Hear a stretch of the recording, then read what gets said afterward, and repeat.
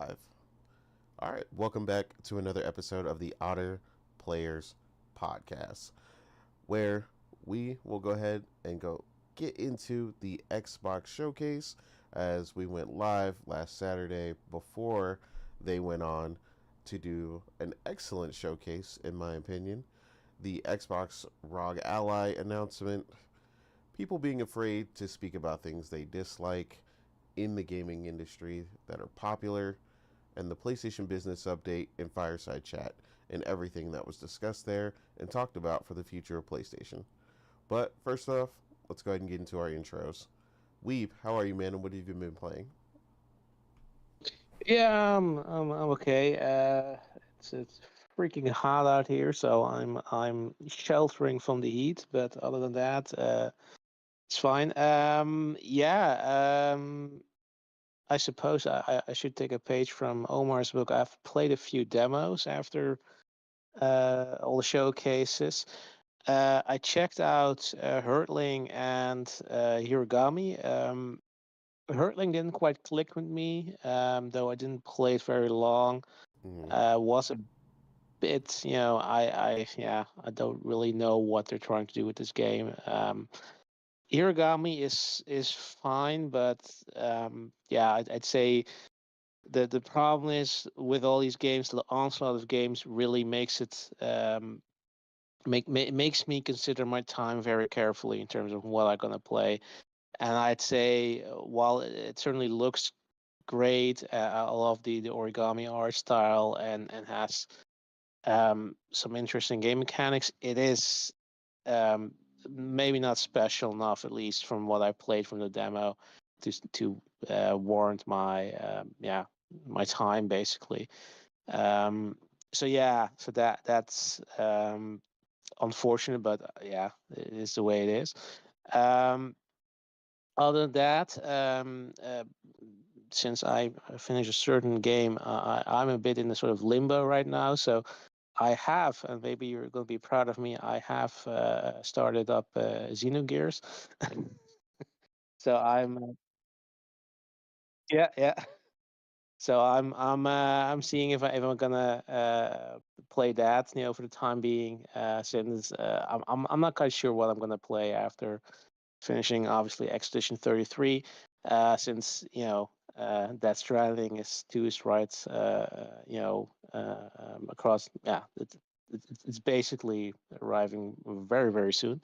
But yeah, of course, the game that I spent most time on since last week is Expedition 33, which I finished. I platted it.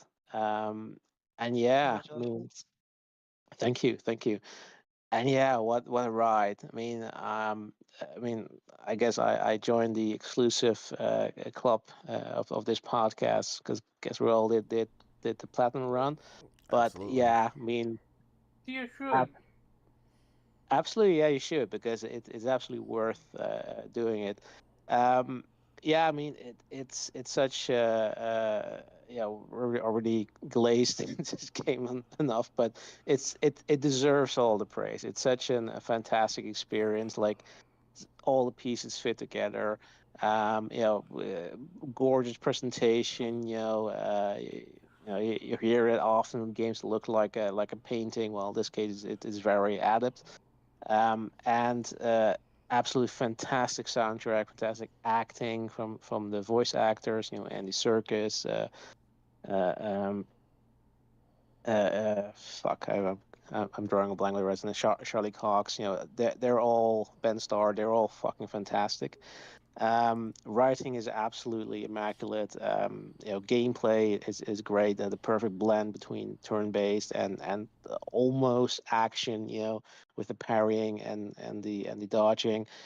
And there's so much depth to the gameplay. Like every character has their own unique sort of yes skills or and way of playing. Um, and you can choose like with characters like depending on what you prefer, who you prefer. You can make them damage dealer or supportive characters. You can modify them with pictos. In the end, like and they're so so many ways to make like OP builds. Like in the end, I had um, like we all know the most difficult secret boss in the game who had ridiculous moves that just is borderline cheating, or maybe even actually cheating.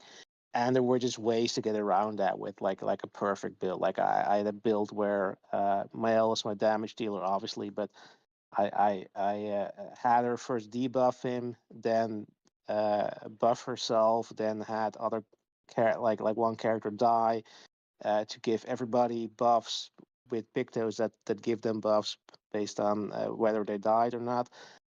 Monaco used this thick Porter Crush move, which is instantly breaks any character, and that CL like double her damage and then give her another turn, and I just one shot it, and it feels so satisfying that you're able to do that.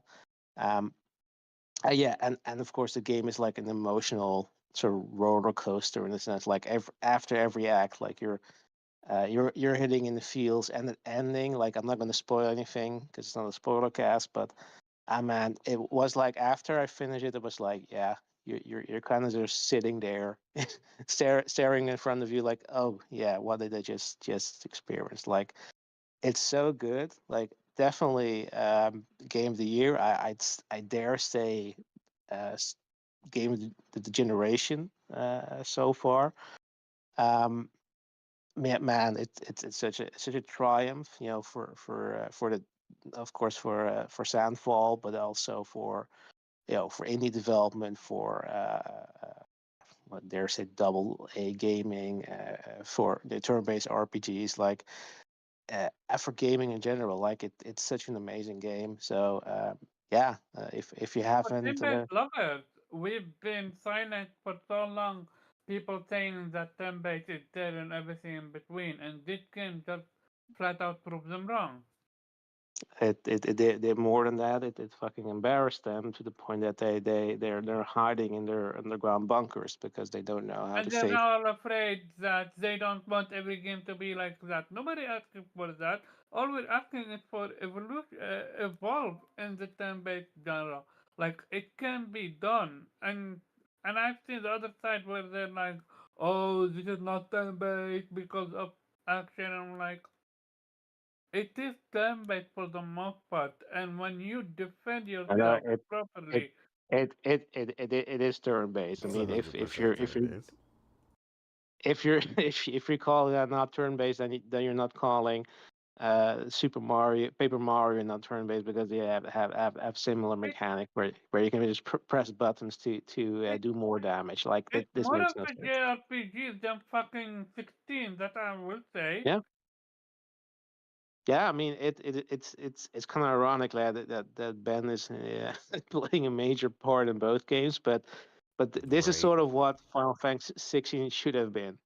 This is Yeah, how the and and to be clear, just to sort of not fuel the argument saying, oh yeah, no, everything needs to be like double A because it can't look this great. Like no, that's not what anybody's saying. Like you can clearly see, even though I absolutely think the game is perfect, you can see, yeah. I mean, they made choices. Like they are they didn't have the money to like what you saw with the Witcher 4, Unreal trailer, where oh yeah, we basically animate like every leaf, of a tree. Like yeah, this game didn't have the money to do that, but it didn't set out to do that. That's kind of the point. Like if you wanna, there's a place for every type of game. Like if you want to make a game where you can just push like the graphical fidelity and details and make it as realistic as possible. Go for it. Like, and yeah, then you might need to spend $100 million or whatever. But that's fine. But it just shows you, you don't. The lesson you should learn, aside from the fact that turn-based is awesome, and you should just not be afraid to implement in your game, because it can be successful, is that you just make whatever game you want, and give it the appropriate budget. What you've always been saying, like you don't need to make a game and just Ubisoft-fied, where you're just gonna make a massive map with all question marks, and like make the game you want to make. Don't feel that you necessarily need to make it bigger than it needs to be just because for you know uh, placating certain metrics or statistic that that say you need to make a game a certain length for people to appreciate, or charge a certain price. Just make a game that you want. Like this is clearly a game made for people who have passion for gaming, who really had a clear vision what they want to do, and they pulled it off.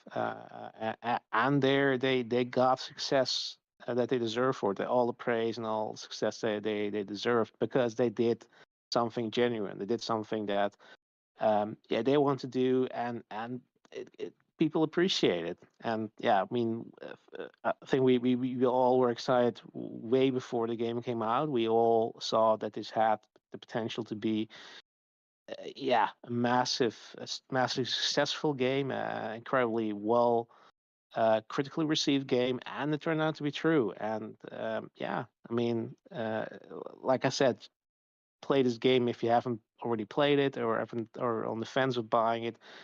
Is absolutely worth it. Like you're not going to regret it. It's going to be probably the best experience you're going to have this entire year, because this game, just rocks. No, I will say that I agree. very quick about that. Um, I think to me, the moment this game make you enjoy, what you call it, uh, mini games, and you actively seek them out, that one this game became perfection for me. And that to me what the current Final Fantasy are lacking. Between 16 and 7, Rebirth. Remake was fine. Rebirth gameplay was amazing, but game, the mini game was atrocious. The concept was atrocious. I do prefer what you call it, 33, and it makes you genuinely question what this game would have been if they had the budget of a Final Fantasy 16, or what you call it, uh, Final Fantasy 7 Rebirth. Okay, but you have me listen to what I'm saying. Like, it didn't need I didn't. No, that. no, no, no. I get it. It didn't. Yeah, But I'm but not he's asking what. reiterating because we don't want people to like. I don't want it to be something else. I want it to be exactly what I played. I get it. It's just I question if we could have add more what you call it, gameplay elements No, with no, no, that. no. Omar, this game You're is getting carried perfect the away. way it is.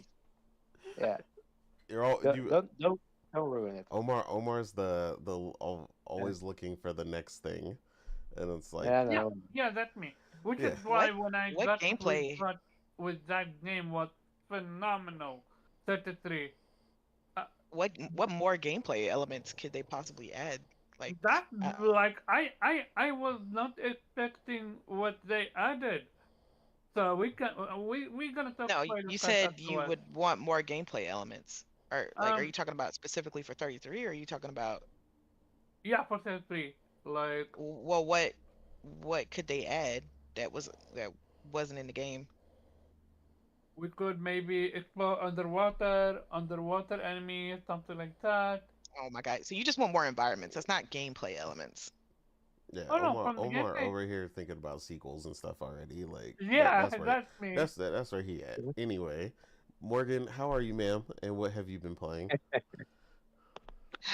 God. Yeah, Yeah, I'm I know. good. Um, What I know, I thought about fucking. it's like we get a perfect game and Omar's like, yeah, but add more to it. I'm just like, what? Did I say the game is bad or something? No, I praised it That's beyond not we no one belief. said you said the game is bad. It's just the game is great the way it is. I don't know why you would think it needed to add more stuff to it. No, Like it's I was just curious what it would be with that amount of money. That's it. where it would go See, but then to. you would be complaining that there's too much. That oh man, they put too much No, fluff. Like I know you, Omar. Yes, you would. You'd be like, oh man, I couldn't finish everything. It was just too much, man. Yeah, but like It would have been perfect if they cut it down a little bit. that's what I'm saying. I'm like the thing we're celebrating is what they achieved with what they had, and that's what's being celebrated with the smaller team being more nimble and all these other things. The game would be fundamentally different if they had more money and all this other stuff. That's what we don't want. But yeah, go ahead, Yeah. Morgan. Yeah. So I've been good. I beat Disco Elysium a couple days ago. Great game, great ending. It's like a game where you can have multiple different endings. So I'm happy with the ending that I chose though. So happy I replayed the game and actually got to beat it this time. Really good story. Really great characters in the game. So yeah, that was fun. But now I'm playing the Altars. Um, and for those who don't know, this is like a sci-fi kind of thriller management game. Um, you play as Han, I think that's how you pronounce his name. And you are essentially a technician of sorts that is sent to a different planet in order to well, not manufacture, but drill and gather a resource that is specific to this planet, that's needed in order to help um, Earth, because, as per usual, Earth is dying, we're running out of resources, natural disasters happening, and blah, blah, blah, the drill. But this particular element, if we get enough of it, could help save Earth. So we're sent to this planet, but things go wrong, and our entire crew end up dying besides us. Um, we try to contact back on Earth, to figure out how we can get off this planet. And really, the only way is for us to take our land ship, the big ship that we essentially live on, and take it from one side of the planet to the other. We consistently like have to move it because the sun on this planet can kill us. There's no kind of ozone layer to protect us like on Earth. So, we have to consistently move away from the sun. And it's like the sun comes out every like 10 days or so on this planet. I don't know if it changes between acts or whatever. But yeah, this is a time management type of game. So, time goes by, you have to use your time wisely. So you have to spend time getting and drilling elements from the planet in order to use to manufacture different like housing units, different like things like a gym, um, a garden to grow food, um, a maintenance bay, dormitory, things like that in order to keep us surviving. And obviously it's just us, initially on the planet, and we can't do everything that we need in order to, one, take care of the ship, and two, move the ship, and from point A to all the way to the other side of the planet. Um, so the company that we work for suggests that we use the element that we came there to get in order to uh, essentially create alters of ourselves, because this element has properties that apparently it can reach through time and alternate realities. So we use the element to bring back different versions of ourselves. So basically, at different points in our character's life, they made different decisions that, led them down different pathways. And so they became different people, had different careers, have different, viewpoints, different, you know, thought processes when it comes to working, relaxing, love, like all kind of different things, right? We see different versions of ourselves. So there's like a scientist version of us. Um, there's a doctor version of us. There's a minor version of us. Like there's just so many different versions, and every version, we need for specific reasons in order to help, maintain the ship and, get us off the planet. And it's essentially about balancing the needs of your alters because they all have different needs, and sometimes those needs conflict between each other. Like one person wants to take the day off, but the other person's like, no, we need to keep working because the sun is coming and we don't have time to relax. And the other one's like, well, we need to relax because we're all overworked, and if we keep overworking, we're gonna run ourselves into the ground. So it's like you have to decide who to make happy sometimes and who to disappoint. And again, you have to also maintain the balance of resources. You need a certain amount of minerals, a certain amount of organics in order to, like, grow food and, things that you need so you and your alters don't die, because you can die. And if you piss off your alters too much, or if you don't do the things that they request, they can rebel against you, and that is a game over if they rebel against you. It'll give you like a certain amount of days. It's like you have 3 days to build a gym for your altars, or they'll rebel, right? And if you don't do it, then it's game over essentially. And again, it's also game over if there's no food and they die. It's also a game over. The planet has radiation on it, and you can't stay outside of the ship. We have suits and everything like that, but you can't stay outside too long. At night the radiation is at all-time high, so you can only work about 8 to 12 hours a day outside, and you have to come back inside because the radiation is too high. And if your radiation gets to the point where there's like a radiation meter, and if it gets too high, then you get radiation sickness, and that can kill you, and you can die too. So you have to have an infirmary for your altars and yourself as well. So it's just like a bunch of different factors of you balancing, trying to maintain everything while also moving the ship along and moving the game along. Like, I am trying to figure out that balance. I am sucking at it right now. I have died twice already. It's just it's a lot to have to balance to try to figure out, because I'm in the middle of trying to get resources, but at the same time my alters are like bitching and crying about things they want, and I'm like, okay, I don't have enough resources to do that for you right now, and we need those resources in order to get other things that are important to us surviving. So if you guys could like suck it up for like a day or two, that'd be great. But humans are humans and they don't care. They just want what they want. So it's a definite learning curve. Um, I'm playing on like normal, and it's like I said, I already died twice, so I can't even imagine what it's like on hard. But I'm still enjoying it though. Like, even as frustrated as I'm getting trying to get the correct balance and pick the right altars, because you can pick which altars you bring back. Um, to an extent, like you have to have certain levels to bring certain altars in, but choosing the right time, and uh when to bring them back, and when to let them do the things they want. It's a real balancing act in this game, and it can get a little frustrating, but it's still a lot of fun. um yeah, like I said, it's learning curve. I'm learning a lot, but it got to the point where I didn't really want to go to bed last night. I was just kind of like, damn, I kind of just want to let me do one more day of like mining so I can get this done, this little area I'm trying to build for my ship.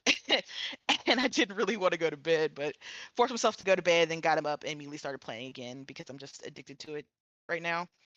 So yeah, so far it is meeting and exceeding my expectations for the game. Like, I've been eyeing this since they kind of revealed it. I think it was either at the Xbox showcase or the PC showcase last year that I initially saw this game, and I just like, oh yeah, that's the game for me. And I'm usually good at picking out games for myself, and yeah, this one is checking all the right boxes for me. So I'm really enjoying my time. But yeah, it is available on all platforms, and it's also on Game Pass. So if you want to try it out, you can do it on Game Pass or whatever. But yeah, really great game. It's called, like, again, The Alters. So if anybody wants to check it out, there you go. But that's what I've been playing. No doubt. Yeah, I've like I said, I've heard a lot of really good things from some other people who are initially playing it and started it around the same time frame that you have. So, yeah, yeah, it's looking really good. I'm definitely planning on getting around to it myself here. I went on ahead and downloaded it via Game Pass so I can give it a shot. But yeah, it's looking good. I'm hearing a lot of praise, a lot of good reviews. So it seems like they did a really good job.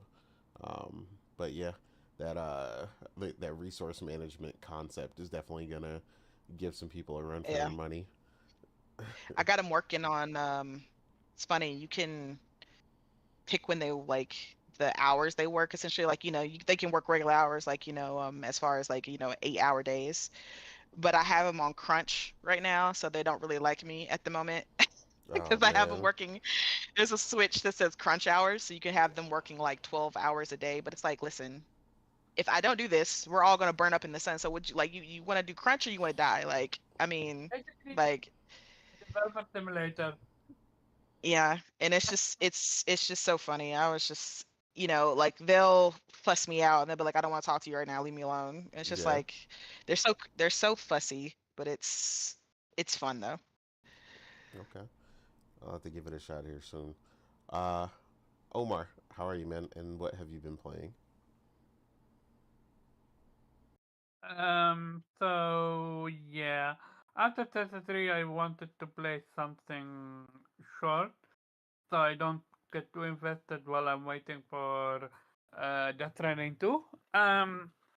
And shout out to Napi from Vitamin G Podcast. He told me all about Netflix, which is basically for a period of time from 11 to till 16 or something this month, you have the ability to play shit ton, and I can't stress the word shit ton. Shit ton of amount of demos. Like I'm talking close to 100 demo, and I'm not even exaggerating. Me myself, I have already played around 30, I think. Most of them beaten, some are broken, so I couldn't finish them. Um, I'm gonna highlight just three. The first one is Ninja Gaiden Ragebound. Um, this was fun. I came in thinking it's a Metrovania, but it's not. It's actually old school Ninja Gaiden before it became hack and slash. Basically, you one shot most enemies. You got a platform and stuff like that, but with a twist. You now have a companion with you, and she have her own skills and stuff like that, and it's entertaining as heck. Furthermore, it also invite the people that love Soul game and stuff like that, because this game have no hit runs in stages, do certain amount of stuff, so you get score. I have yet to achieve an S score on a mission. I did get an A. Um, so I assume you gotta, play perfectly to get an S. After that, I just finished the demo for Athena Lucas. This is either the prequel or the sequel for Athena Noctis, a game that I hold to such high regard that basically it's on the level of Ori for me. Another Athena game, fantastic, phenomenal. Can't wait to see where the story ends. Um, Other than that, I just started Hirogami, so I can't say anything about it. Um, but yeah, I do recommend you guys, if you have PC, to check out Netflix. They have shit ton of games. Not only that, the best thing about the demo is some of them are from the showcase we watched. So it's super exciting to try a good demo for yourself and see, okay, this demo is a must for me or not a must for me. I actually put my notebook for this one. I pull out a note and start writing which demo I enjoyed, which demo I didn't. Because I know the demos that I enjoyed, these are day one for me. But yeah, that's about it for me. It's been a demo hectic week. Afterward, I'm gonna try Morgan's game and see if I'm gonna enjoy it or not. Cause the demo week ends in like 2 days. Back to you, Innate. I Yeah. thought you didn't want to start a new game before Death Stranding. Yeah, I am trying. This is why I'm trying. Oh I'm not God. gonna be that invested in it because I know Death Stranding is about around the corner. Very, very soon. But yeah, yeah. I mean, the altars is probably something you can get through anyway. It's not like it's super long or something, so I'm sure it'll be something Oh, that's I wouldn't say manageable. that. Yeah, Knowing my playstyle, I think I'm gonna be farming a lot with this game. I farm a lot in building in what in resource games and stuff like that. So we will see.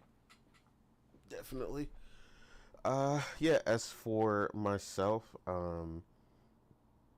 I've been playing a lot of Bravely Default on the Switch 2, the HD remaster. Um, I mean, I was a big fan of that game on the 3DS, so having it remastered in HD for the Switch 2 has been an incredible experience. It's been really fun getting back to it and messing around with all the job classes and the incredible system that's in that game. Hopefully, it gets released elsewhere. Um, at least on PC, so gives some other people a chance to try it, like Bravely Default 2. They are thinking it's going to eventually come there. I'm not sure if it'll get fully released the way like an Octopath Traveler or something did, but that would be really great too. Because honestly, I think a lot of people would enjoy Bravely Default in that light. Like I said, it's an incredible JRPG. And then I've also been continuing my double platinum run for Suikoden 2. But yeah, that's mainly the stuff that I've been concentrating on. I did download, but I did not get a chance to start because I was playing Bravely Default and doing stuff for the podcast pretty much until it was time to fall asleep. But I did download the demo for Dispatch. Uh, I heard the demo they ended up putting out for Dispatch was pretty good. Now a lot, really funny, a lot like they showcased in the trailer. So I'm excited to jump into that. But yeah, I mean those are the main things I've been focusing on. Really just testing out the Switch 2, seeing how it plays some of the other games. I did try out Pokemon Violet on it as well, because obviously everybody famously remembers how terrible that game ran, and it runs flawless on the Switch 2. So again, another reason to have it. The main reason to have it, it seems right now for a lot of people, is just playing their Switch 1 games better, um, to the benefit when they're either updated or at least have unlocked frame rate like Bayonetta. But yeah, it's been a Switch 2 thing and checking out all these new games. Just and like I said, we talked about most of it last week, but it was an incredible week of great trailers and getting updated info on a lot of games. So it's just been a lot of stuff to just digest everything that we got to experience. I'm still going back and checking trailers and things that we missed, and um, there's just like I said, there was just an incredible amount of content. I'm always grateful for the that Summer Games Fest week. Not necessarily the Summer Games Fest show, which was terrible, um, but the But actual the week crazy part was is great. it got 90% what more audience or something like that. Ninety That's not percent audience increase. crazy though, because It people didn't know it was going to be bad, Omar. So more people showed up because they liked it last year. So more people showed up to watch it. Exactly. fair. It's gonna be interesting to see what's gonna happen next year. I mean, it could still be good. So gamers are always going to be curious. I mean, Yeah. that's just what it is. I mean, the I event, mean, it's just because it was bad doesn't mean we're not going to watch it. yeah, Yeah, no, that fair point. it's the unknown. I mean, the event itself was packed this year. Like I saw a ton of people that actually went physically to the show. So yeah, I mean, it was the important thing to remember is that the show was only a part of it. Like that one segment of the show, that the entire week is Summer Games Fest week, and that was incredible. All the shows and all the updates and things that we got, and a lot of first time things we got to see. Finally getting to see Pragmata, stuff like that. So yeah, it was a really good week. But yeah, we'll go ahead and that's it for me on that. So we'll go ahead and jump into our first topic, which was the Xbox Showcase. Because like I said, we were live on Saturday, and this happened on Sunday. Um, so Xbox Showcase and our personal highlights. I mean, it's pretty easy for me. I think they had a really great show, so I'll just run it down first. Um, I enjoyed it quite a bit. Um, I thought it was. I gave it 7.5, which is slightly above what I gave the State of Play, which I gave a 7. Um, like I said, I felt like they showed some interesting stuff. I finally know what Clockwork Revolution is, and I'm interested in it. So that was a big get for me to finally see that game for what it is and see the RPG elements and things that they're working on with that game. So that game really excited me. Um, Getting to see that trailer, that was probably my game of the show as far as being excited for something and really having all the information. I felt like they did a great job on that. I also got a lot more excited for the Outer Worlds 2, which really looks like, I mean, it's the Outer Worlds, and they're just stepping it up in every possible way, which is exactly what I want from a sequel of a game that I already liked. Um, they showed quite a few other things, some updates for Ninja Gaiden, um, and a few other titles.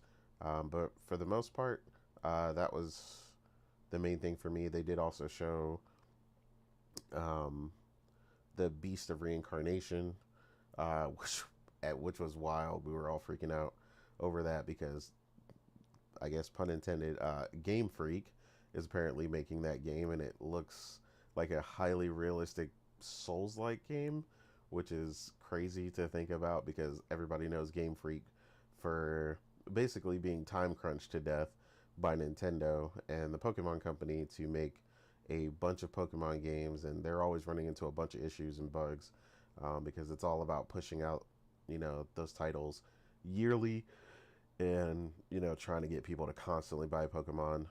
Um, they also showed with this. I guess this was probably my surprise of the show, even though I hate this game. Uh, it was my surprise of the show because I can't believe someone else is funding this game again. But High on Life 2, uh, like I was just like How dare you? I just don't get why anybody is funding this game. I literally hated the first one. Like it was not Amazing funny game. in the slightest unless you're like 12. Like it just, yeah, it was terrible.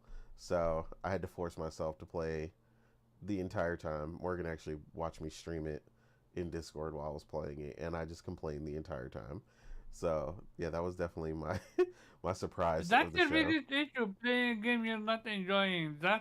You that's a big issue. I was No, I could never trying the do that. game, sir, and I Yeah, quit the no. game when before I finished it. I know when to quit.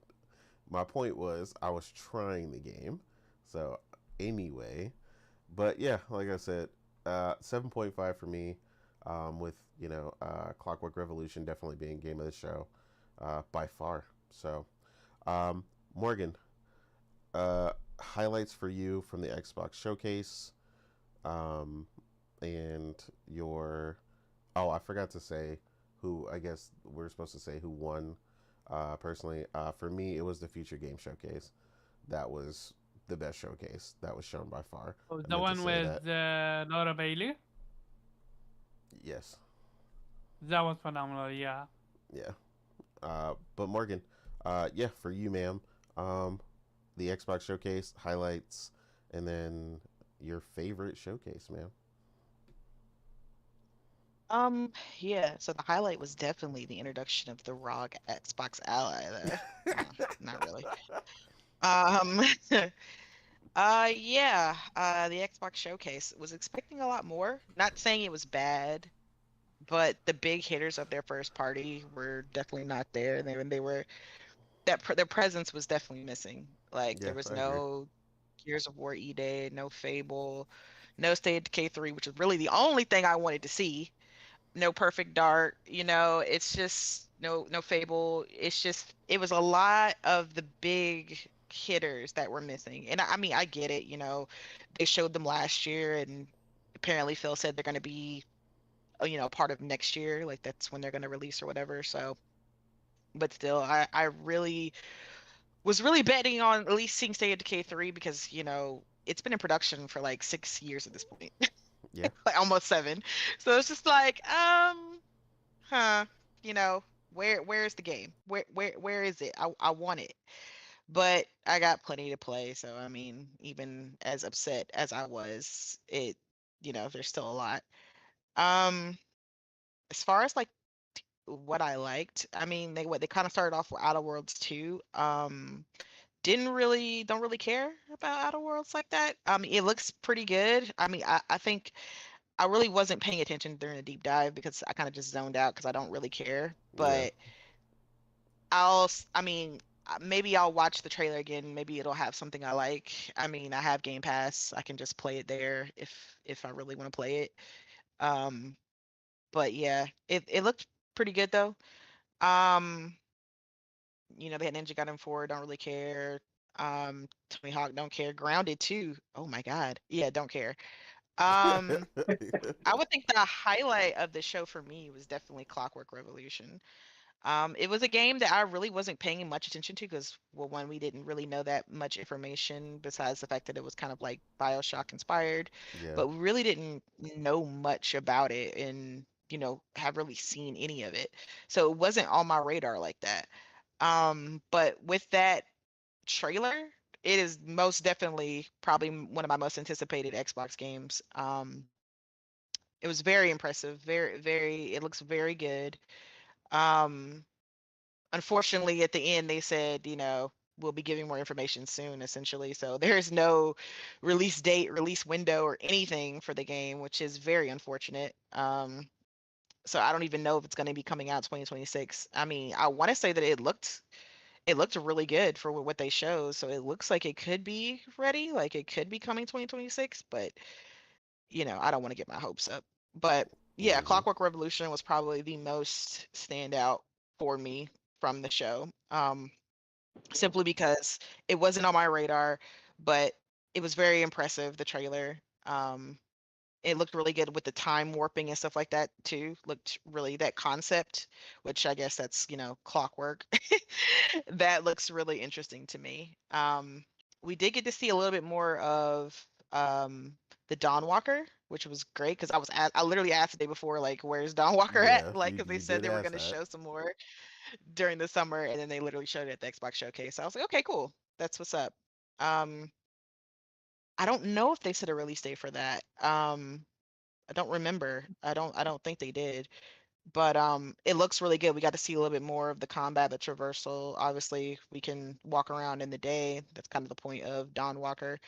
I think I did say coming 2026. So it's another 2026. 2026 is freaking packed, man. Um, Which is crazy because this but fall yeah, is already back. I know. Um, oh, and we got to see Keeper, the new title from Yeah, so yeah, fun. yeah, Double Fine. That looks really good, but it's not really surprising because Double Fine's, I really like their art style, the creativity they have with their games. Um, it looks really good. I guess you play as like a lighthouse, which is a cool little funky concept. But I love the color palette. I love the gameplay of it. It looks really intriguing, really enticing. So I'm excited for that game. I doubt that'll be a day one PlayStation. I don't even think they said it was going to come with PS5. I think they specifically said it was Xbox only. But Double Fine's a small studio, so I don't really expect them to, release their game on PlayStation day and date, if at all. So that'll be a Game Pass game for me, which I am fine with. Um, then there was the what was it called? The Resonance, the game from Plague Tale. It's the Hmm. new. The I new was waiting entry for in you the to get Plague to Tale that. series. Yeah, I am highly anticipating that. I honestly didn't think we were going to get another Plague Tale because, they put a nice little bow at the end of 2, which made me cry. And I was like, man, fuck this franchise, fuck this game, bro. Why you get me in my feelings? Like, it was a beautiful cry, but it was a cry nonetheless. But this is a prequel, so it makes sense of a character that we saw in 2 who I actually really liked. So I am happy that we're going to get a little bit more background on her story. And that one was also 2026.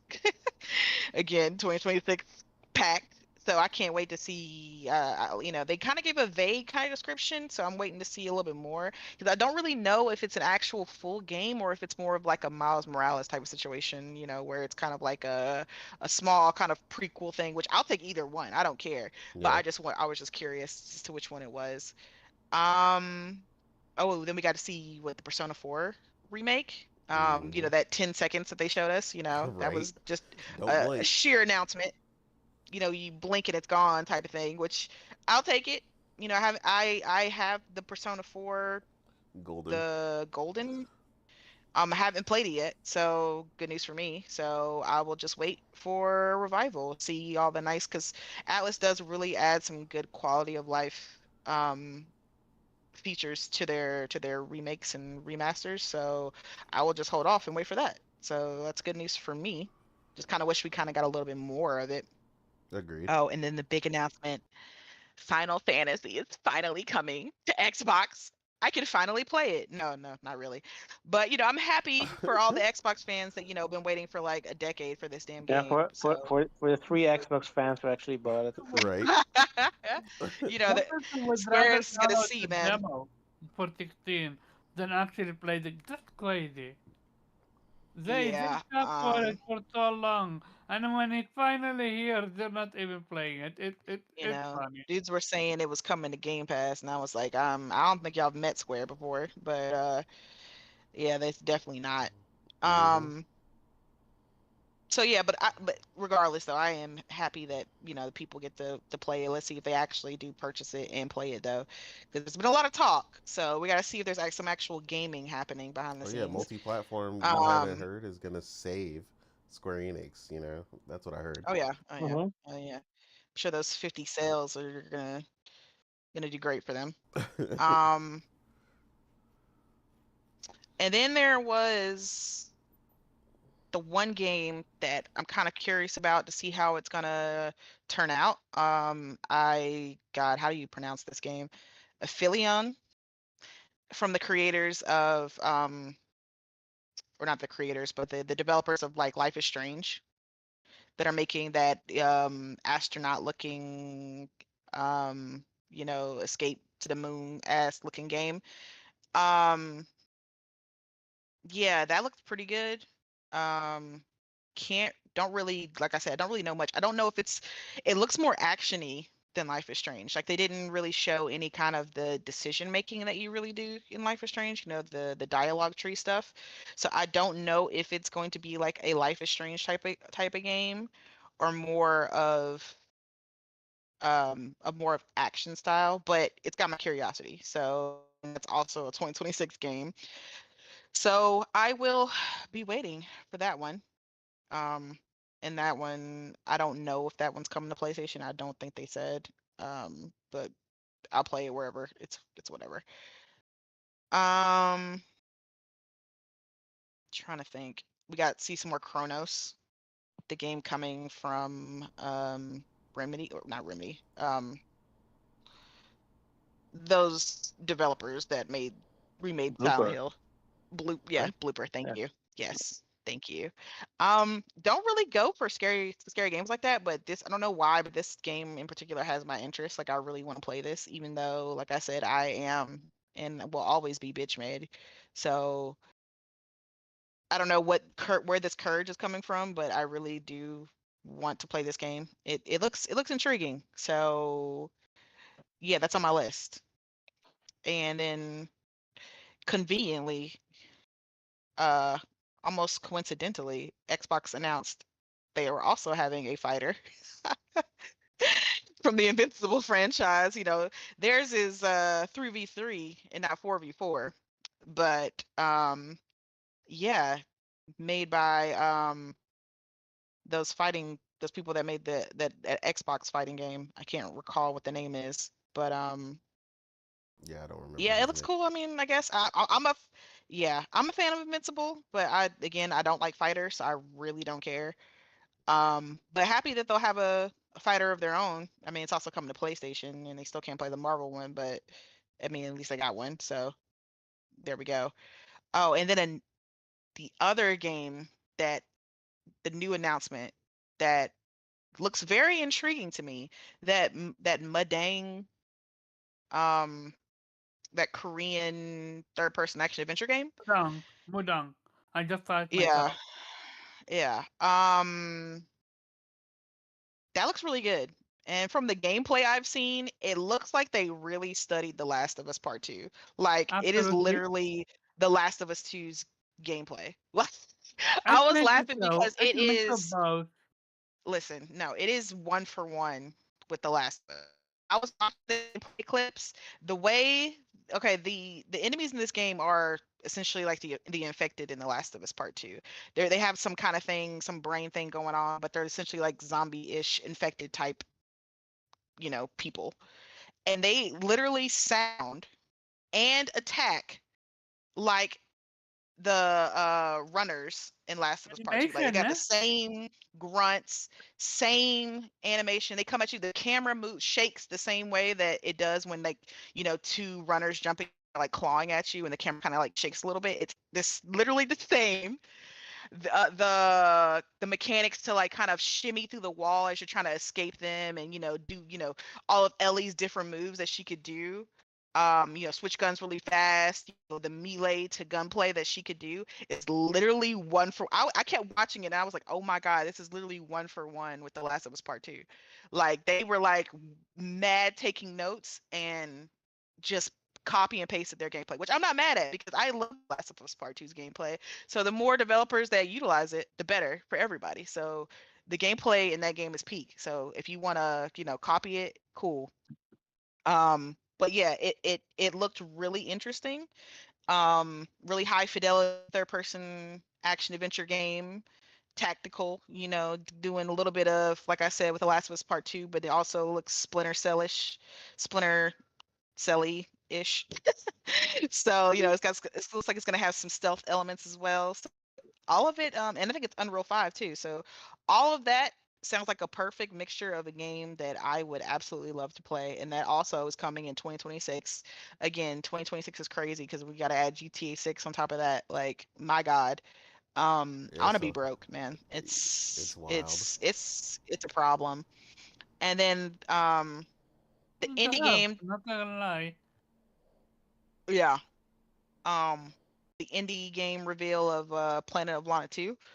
Um I went ahead and I did buy Planet of Lana 1, or wish listed something like that. I'm gonna play the first one because the second one looked really good and I've heard really good things about the first one.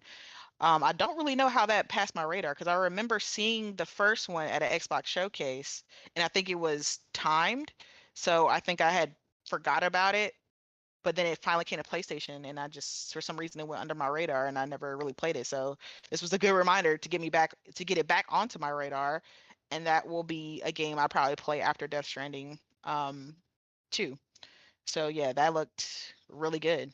Um, oh yeah, Super Meat Boy. Oh yeah, that Metroidvania, whatever the heck it was, 3D platformer that had everybody think it was Mario for a second because of the green tunnel that popped up out the ground. Yeah. That I'm sure Nintendo loved to see.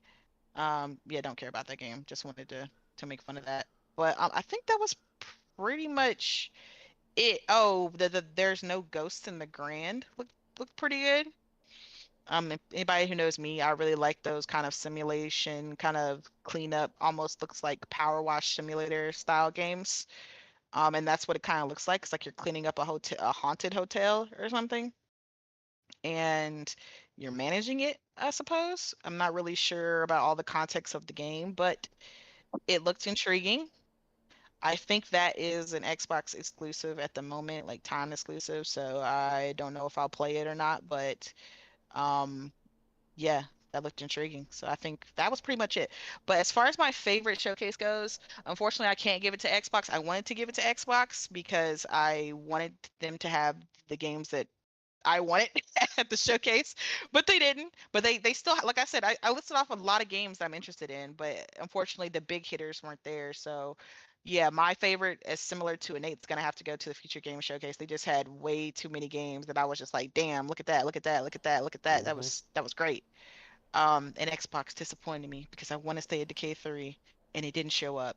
But overall it was a great showcase. I give it I give it like a B minus. It was Okay. good. Um, I enjoyed it. Sounds good to me. Yeah, Hero also said that Future Game Showcase was his. He felt like it respected his time the most and Oh, absolutely. showed a lot of really great stuff. Okay, yeah, that's why I was really mad at Xbox because they United. they ended it on freaking COD, man. All of us Yeah, in here were guessing what the hell that game was. yeah. You know, Omar unfortunately kept saying Control, and I told him it wasn't. I don't know why he kept saying Control, I but said control because of the TV. That's why. yeah, but But Sam yeah, wasn't there, so it's not Control. But yeah, all of us were kind of guessing. It looked Remedy-esque. I will give you that. I was just not. It was just not Control. But yeah, they did all of that to string us along just for it to be freaking COD. Like, Yep. yeah, that pissed me off so bad because it's like obviously COD's gonna be there. It's a yearly game. You don't need to dedicate that to your summer showcase. We all know it's gonna be here. We all knew it was gonna be Black Ops. Like saving that you could have it in the showcase, but putting that as the one more thing is so stupid. That's supposed to be like that, oh my God, here it is, the big moment, not freaking COD. Like that shit, it pissed me off so bad. I'm sorry, but go ahead. No, no, I definitely agree.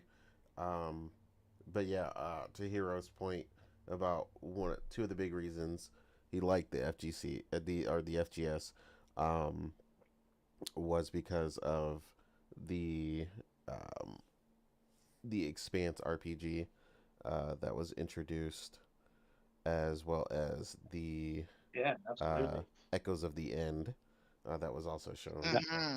Yeah, those Yep. both those games were insane looking, and obviously there were a Yeah. ton of other games that they showed, but yeah, those games went crazy. And also the Eric's Home, I believe is how you pronounce that game, um, Yeah. getting a release date. That's coming out in July. Yeah, and coming Yeah. out very soon. That was really great to Hmm. see that game come back. So I'm really interested in that as well. Um, but yeah, Weeb, Xbox for you, sir. How are you feeling? Um, it was okay, but yeah, it definitely was weaker than last year's showcase, which is not surprising since just sort of blew the load there as Definitely. usual, and then they failed to deliver on actually releasing the games. Oh man. Um, but yeah, I mean, overall was a pretty decent showcase. I would also put it somewhere around the same level as the PlayStation showcase. Um, yeah, as for me, the I think the biggest surprise was Clockwork or Revolution. You know that actually showing what it was and looked great. So I'm absolutely with you there, Nate. That I would definitely yeah, that it definitely is something up my alley. It definitely gave me Bioshock vibes. I love the yeah, the setting, the you know the steampunk setting, the humor they're portraying. Yeah, I mean, to me, like definitely this game is not on my radar. Like I heard about, it, but didn't really quite know what actually the game was supposed to be. But yeah, yeah, that's definitely one that I'm gonna put on my radar now. Other than that, yeah, Resonance, the Plague Tale Legacy was a well, it wasn't a surprise per se because it was already leaked ahead of time, but it, it, it is a welcome return of the franchise. Was expecting more of a sequel, but I mean, I'm fine with it. Like, give me more in this franchise because I love this franchise. Keeper as well. I'm with Morgan there. Like I love Double Fine, and this definitely looked really fun. Like leave it to Double Fine with the crazy ideas. Just okay, a walking lighthouse. That's your main character, and I just love it. Um, Dawnwalker. I mean, it already was had my interest. It's also yeah, cool to see more of it. Other than that, well, unlike you, ma'am, I am excited for Ninja Gaiden 4. Gameplay looked absolutely amazing. Like I'm really getting that the Platinum Games vibe from that. It definitely looks more up my alley than the previous Ninja Gaiden game. So I'm actually quite interested in getting my hands on it. What else? Age of Mythology expansion, Heavenly Spear, finally getting the Japanese Pantheon. I mean, that was something that I saw coming. At least I think that was like a perfect fit. So I'm glad they're doing it. Um, Hell on that, yeah. I mean, okay, yeah. They once more announced Silk Song, I guess. So maybe it's coming out really this time. Well, well, yeah. Dream. Don't think about it. It's just a dream. It's never happening. So Yeah. let me ask you something I'll about Silk Song Weeb while we're on that topic. okay, sure. Weeb, not Omar. Do not answer, sir. All right. Weeb, is Silk Song an RPG? No. Okay. For some reason, people were talking about uh something dealing with Silk Song being like having like RPG elements and like a skill tree and all this other stuff in it, and I was like, I don't remember it having any of that. I thought it was just a Metroidvania type game.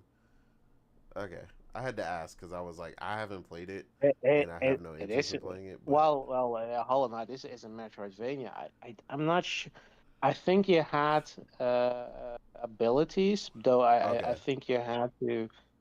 But they were more like like with the Pictos expedition. Like you had to equip them, and I don't think you could equip them all. But I'm not. It's been a while, man. okay, No, I would definitely not describe this series as an RPG. I mean, it's as much an RPG as Call of Duty is because you have X.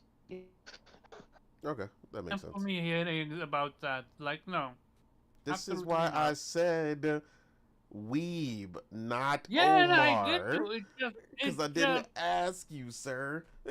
I get it, but I'm part of the panel, and I it's don't fucking want you wild. to answer because you take too long and you over explain everything. That's why I just asked Fuck Weeb. you. Yes. Anyway, continue your Xbox. I didn't mean to interrupt, but when you mentioned Silk Song, I had to ask. Sure. I know that it triggers something in people. Um, Other than that, yeah. I mean, I'm also kind of surprised about Game Freak announcing a game, though. More like they can actually make a game that looks good. Right. Uh, so apparently that's not they're not somehow handicapped in their abilities. So yeah, whatever. I'm not sure if it needs if it's Souls like whatever, then it's probably not going to be up my alley. But it's good that they're expanding their horizons, I guess. Um, yeah, I also noticed the similarities with Mudan Two Hearts. I guess it was the title. The Korean Last of Us, I guess. Um, uh, yeah, maybe, but I'm also a bit tired of the zombie genre. So you have to do something really good for me to keep to be interested in it. Um, yeah, I guess big news that Final Fantasy is coming to Xbox. I mean, it wasn't yeah, doesn't mean anything to me. I played those games a long time ago. No interest to revisiting them. Yeah, I mean, good for I guess Xbox. The like I said, the three Xbox Final Fantasy fans that are still out there that finally get to play the games because they yeah apparently didn't want to buy PlayStation.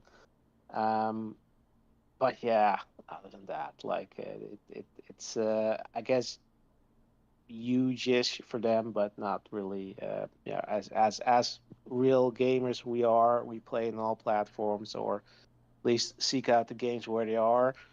If you want to play them, like that, it doesn't matter to us. Like we already play those games when they came out. Yeah, that's sort of my list. Like those are the things that I noticed, found interesting. And yeah, I agree with you guys. Like the best showcase was the Future Game Show. It had the most games that looked interesting, had some really good reveals, like the Expanse game and that the other game, that The Echoes. Iceland game. Yeah, uh, yeah. I mean, those were way more interesting. Yeah, than anything announced. At the Xbox or the PlayStation. Well, I mean, PlayStation that have a Suda 51 game, so I'll give that to PlayStation.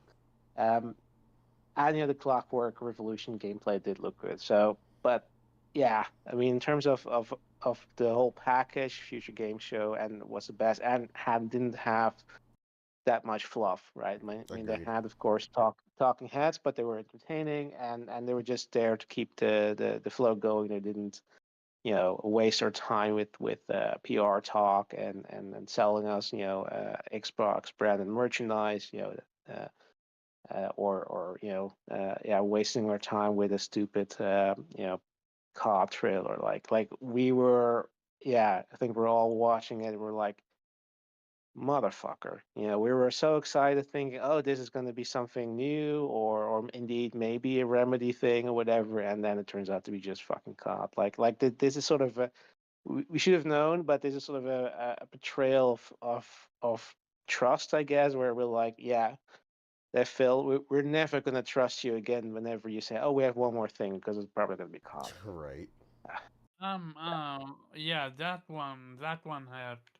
yeah. Wait. Yeah, I should really dock a point for That's what I did. This is why, yeah. fucking cheap dog. Yeah. Whatever. That.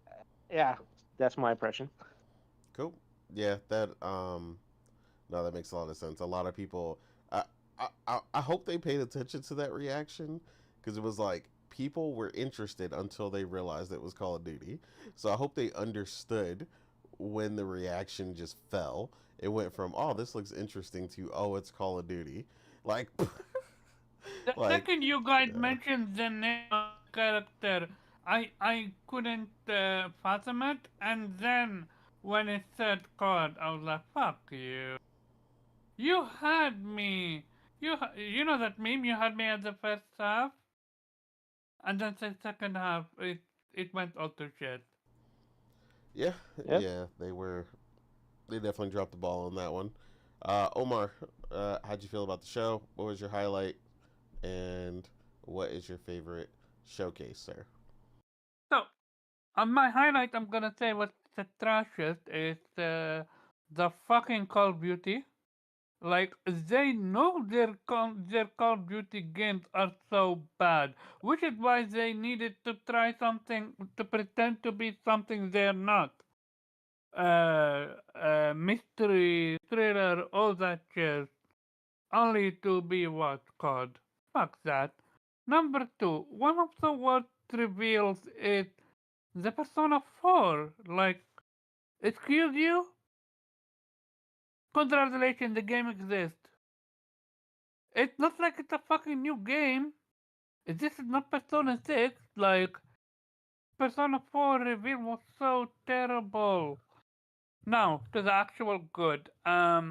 We got a lot from Xbox and their partners. I'm gonna start with Keeper. I love Double Fine. A huge fan of Psychonauts 2. Played, I didn't finish 1, but I love 2. Um, yeah, Keeper seems to be a platformer with relaxing gameplay, no fighting, nothing, anything from that case, from the look of it. So that's day one for me. The Outer World 2, it looks so much improved from one.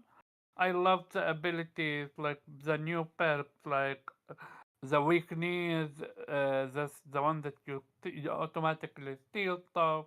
Like I do recommend people to watch that showcase, after showcase, cause they went in depth with it. Another thing is surprise for me, and I scream. I try my best not to scream the entire show, but High on Life too. Oh yeah, Like you're about the only one who's excited about that. no, Mhm. me and what's his name, uh, Yubei are super excited Yes, about people that. from So your other show, yeah, which so says all we need to hear about it. what we're allowed to have our own preference. Yeah. And get it. I never watched a single episode of Rick and Morty. Like it's not like I'm a fan. It's just I love the gun banters, and we got new guns. Bow and arrow, excuse fucking me, and I'm excited. I never imagined we're gonna get a new one, especially with how the first one was received, how it went to PlayStation, what happened to the creator and all that jazz, a writer for High on Life, for Mick and Morty and all that jazz.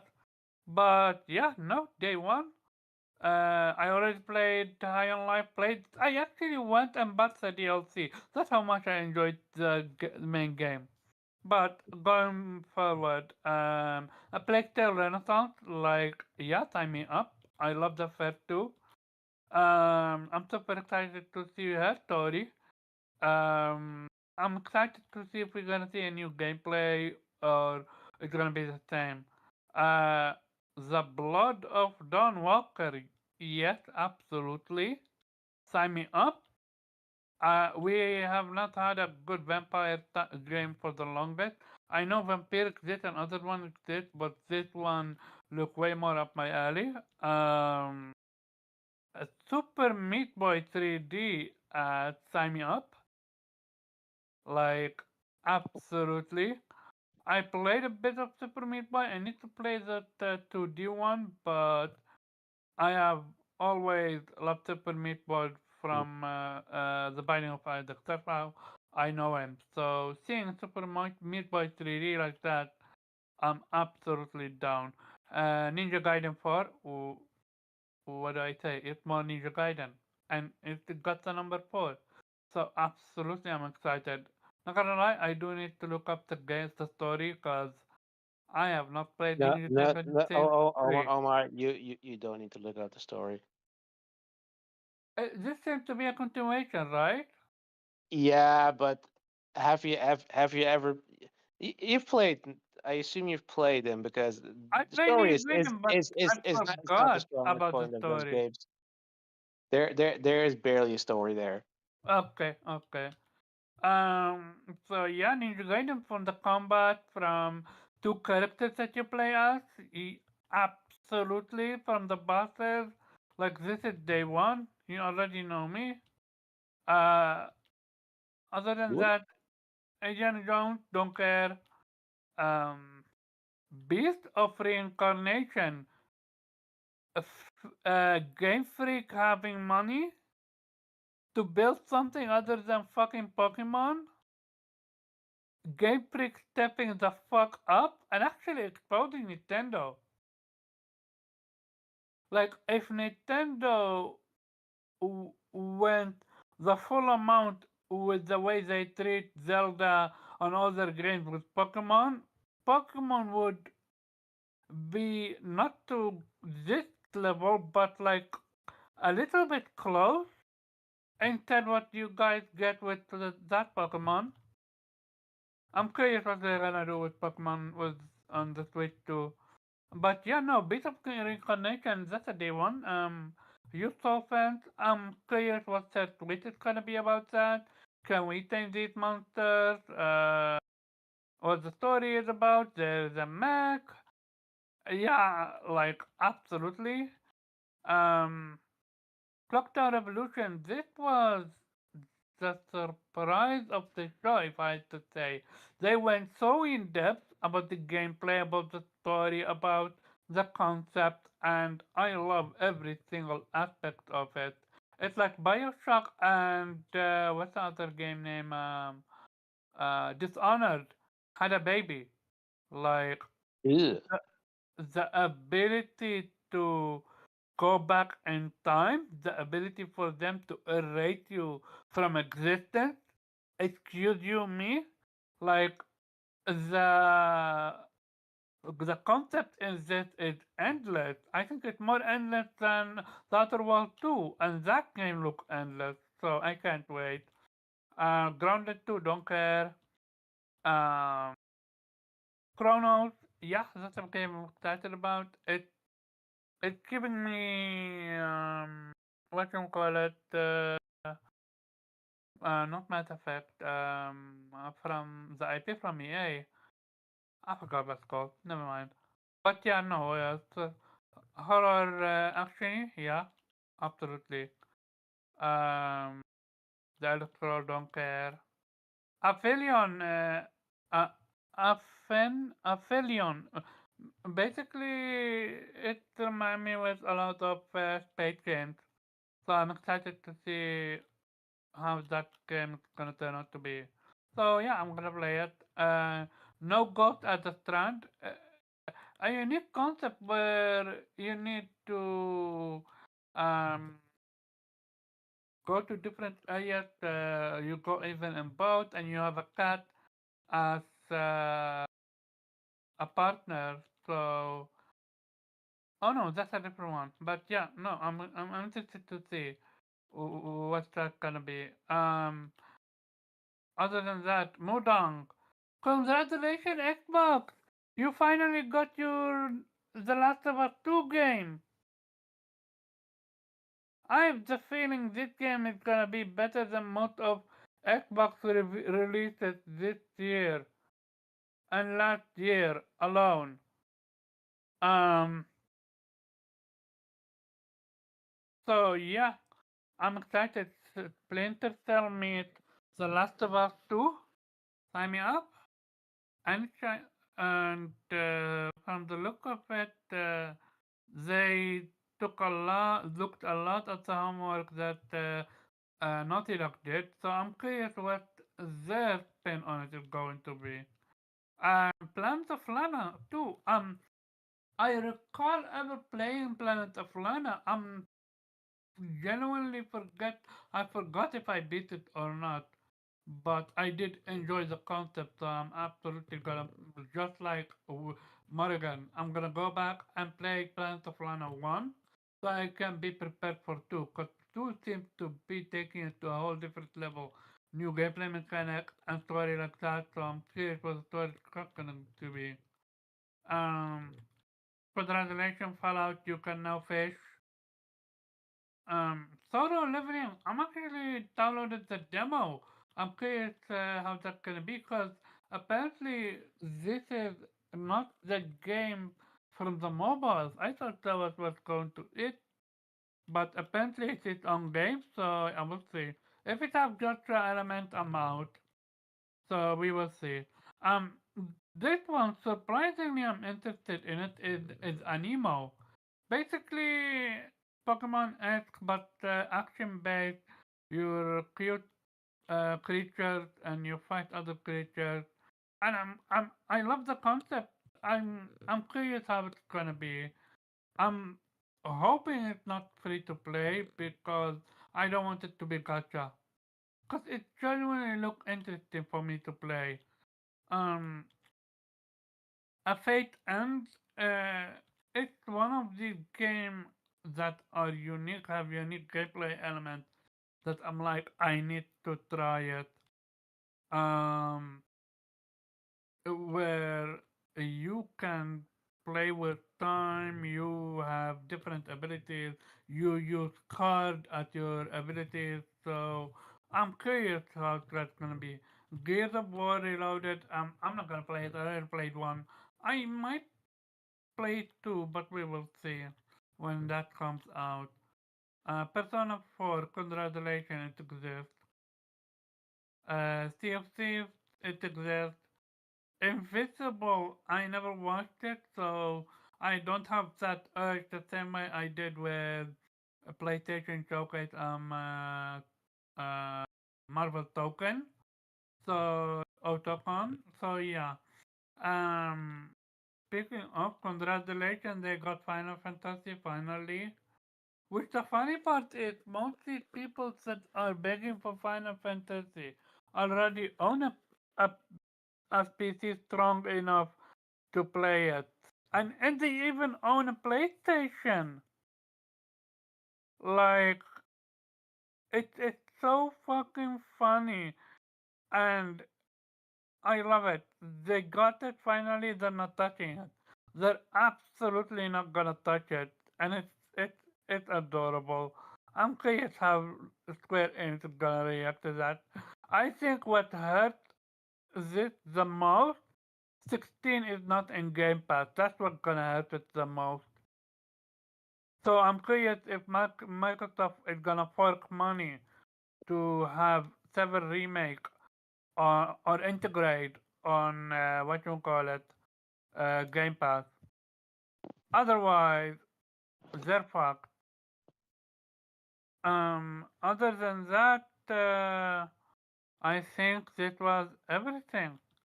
Um, so while Xbox had a lot of great games to showcase for, my biggest issue for me, I'm talking about myself. I don't care about the ROG, so that's fluff for me. Final Fantasy hitting Xbox, that thing we knew about it gonna come at some point after what happened between PlayStation and Square Enix, their breakup. Um, What breakup? what I mean by that is Omar been on their this thing where he just swears like that Square Enix has some sort of vendetta or ex a Yeah. lover scorned relationship with PlayStation just because they all of a sudden putting games on Xbox. it's not just only that. I've talked about it. It's the way they treated Astrobot. No Final Fantasy characters whatsoever. But enough about that.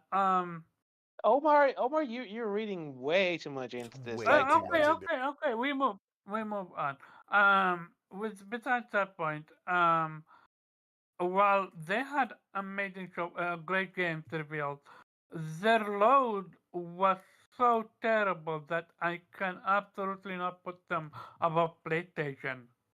Like the ROG, if you love it, good on you. For me, that's dead weight. Um, and the Persona 4 reveal was so terrible. And then the worst of it, the fucking worst, is the card reveal. Like I can't stress it enough. They tried to portray card something that is not some deep game. Like we were literally guessing. I said control. Someone said I forgot what other said.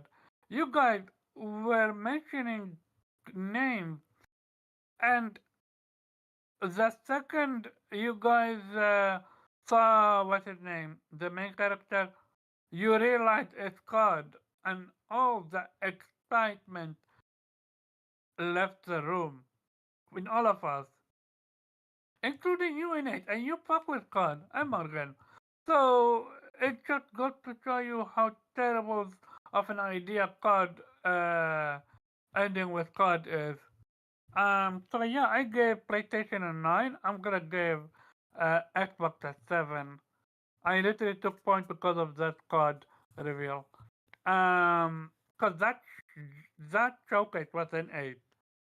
Even without them not having their biggest IPs, I am still content with what they showcased.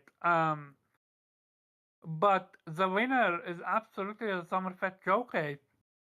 between the banter, between the Hold, format. hold You mean on. Jeff Keighley's showcase? That's the No. Fest. That's the That Summerfest showcase. That's what you Oh, just said. oh, fuck me. I was talking about what's that other one with Lara Bailey? The The Future Future Game Game Showcase. Show. Oh, Future Game Show. My bad. That one. My bad. No, Jeff Healy Showcase get a 4 from me. Um, or a 3 if I'm being generous. But yeah, no. It's funny how every single showcase outshines Jeff Healy Showcase. I'm sorry, Resident Evil 9 doesn't, what you call it, it's not good enough for a 2 fucking hour show. Let me not rant. Yeah, But yeah, no, his show. I think he definitely needs to work more on a more condensed show because the show just I, dragged.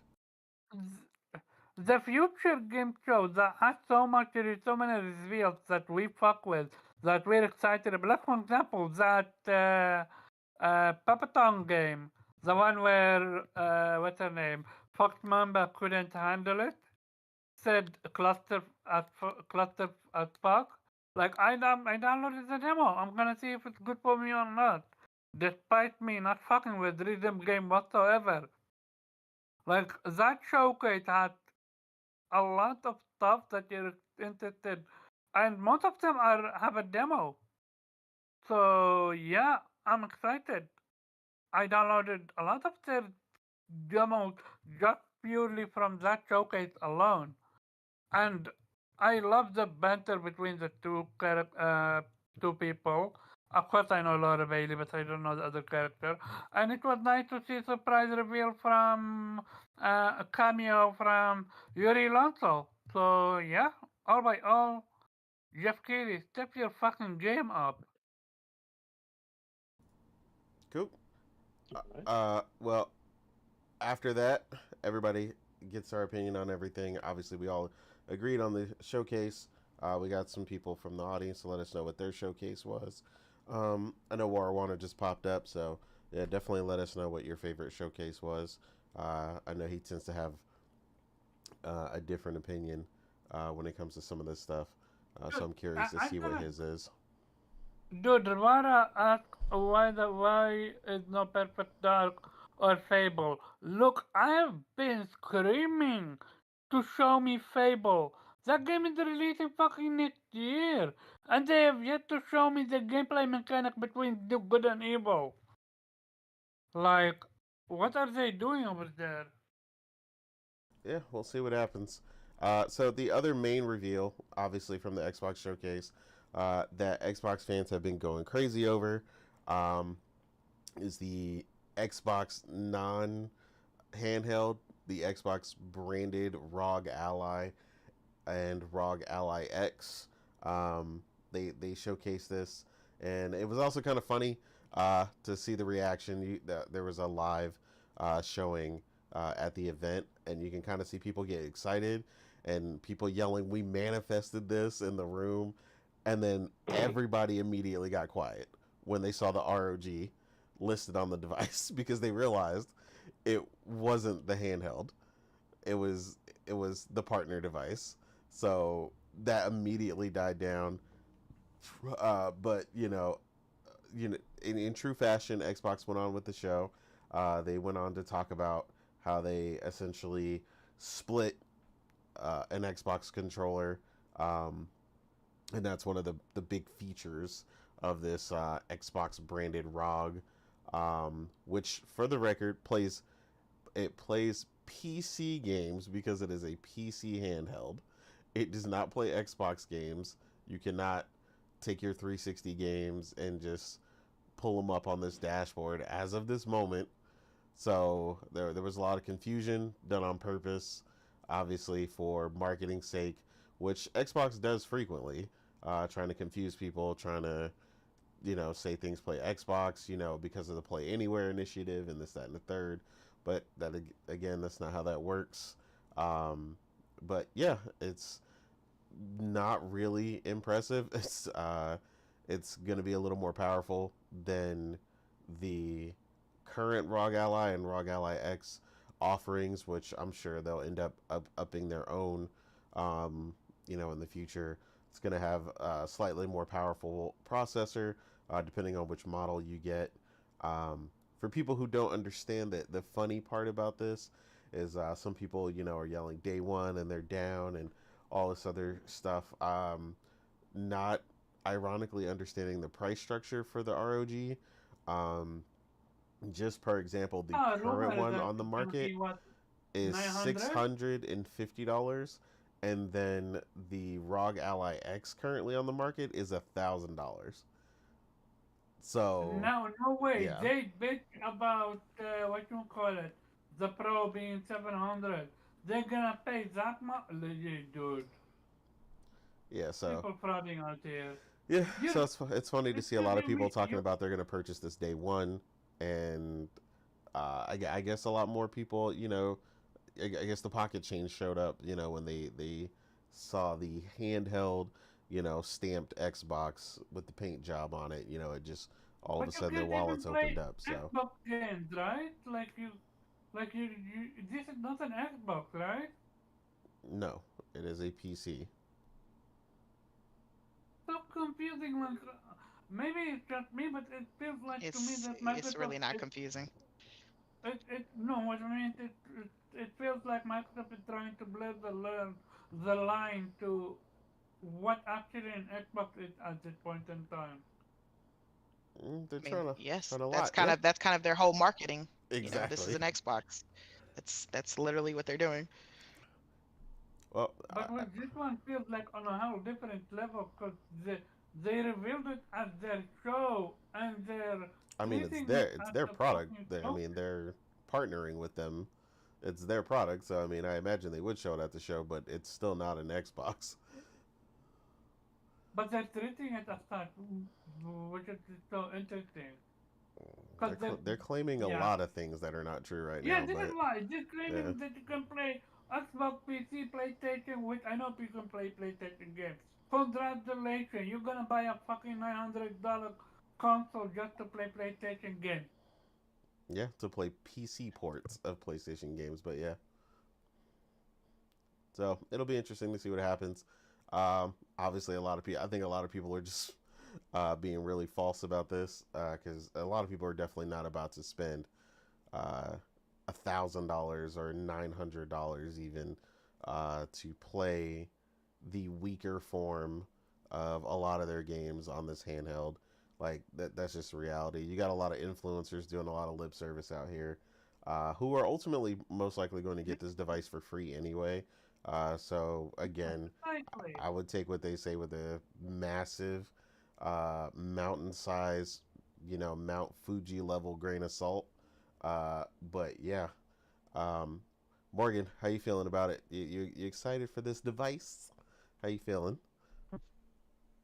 No, but I mean, like I said to people on Twitter, the whole, oh, they just, indefinitely delayed the other one. They're still going to do it. No, they're not. Because then it came out that they have, in fact, canceled their own handheld. So I was just like, I mean, that's what in Microsoft speak and in most big tech companies speak when they say that something's been indefinitely delayed, that's just another term for cancel. That's just saying they don't want to say it's been canceled, but that's exactly what it means, right? Um, I mean, and I get why. I mean, it's probably the smarter decision. Let Asus, or whatever Asus, make the hardware since they have obviously the infrastructure and the know-how to do it, and then they Mm-hmm. just work on Windows, which is what they make.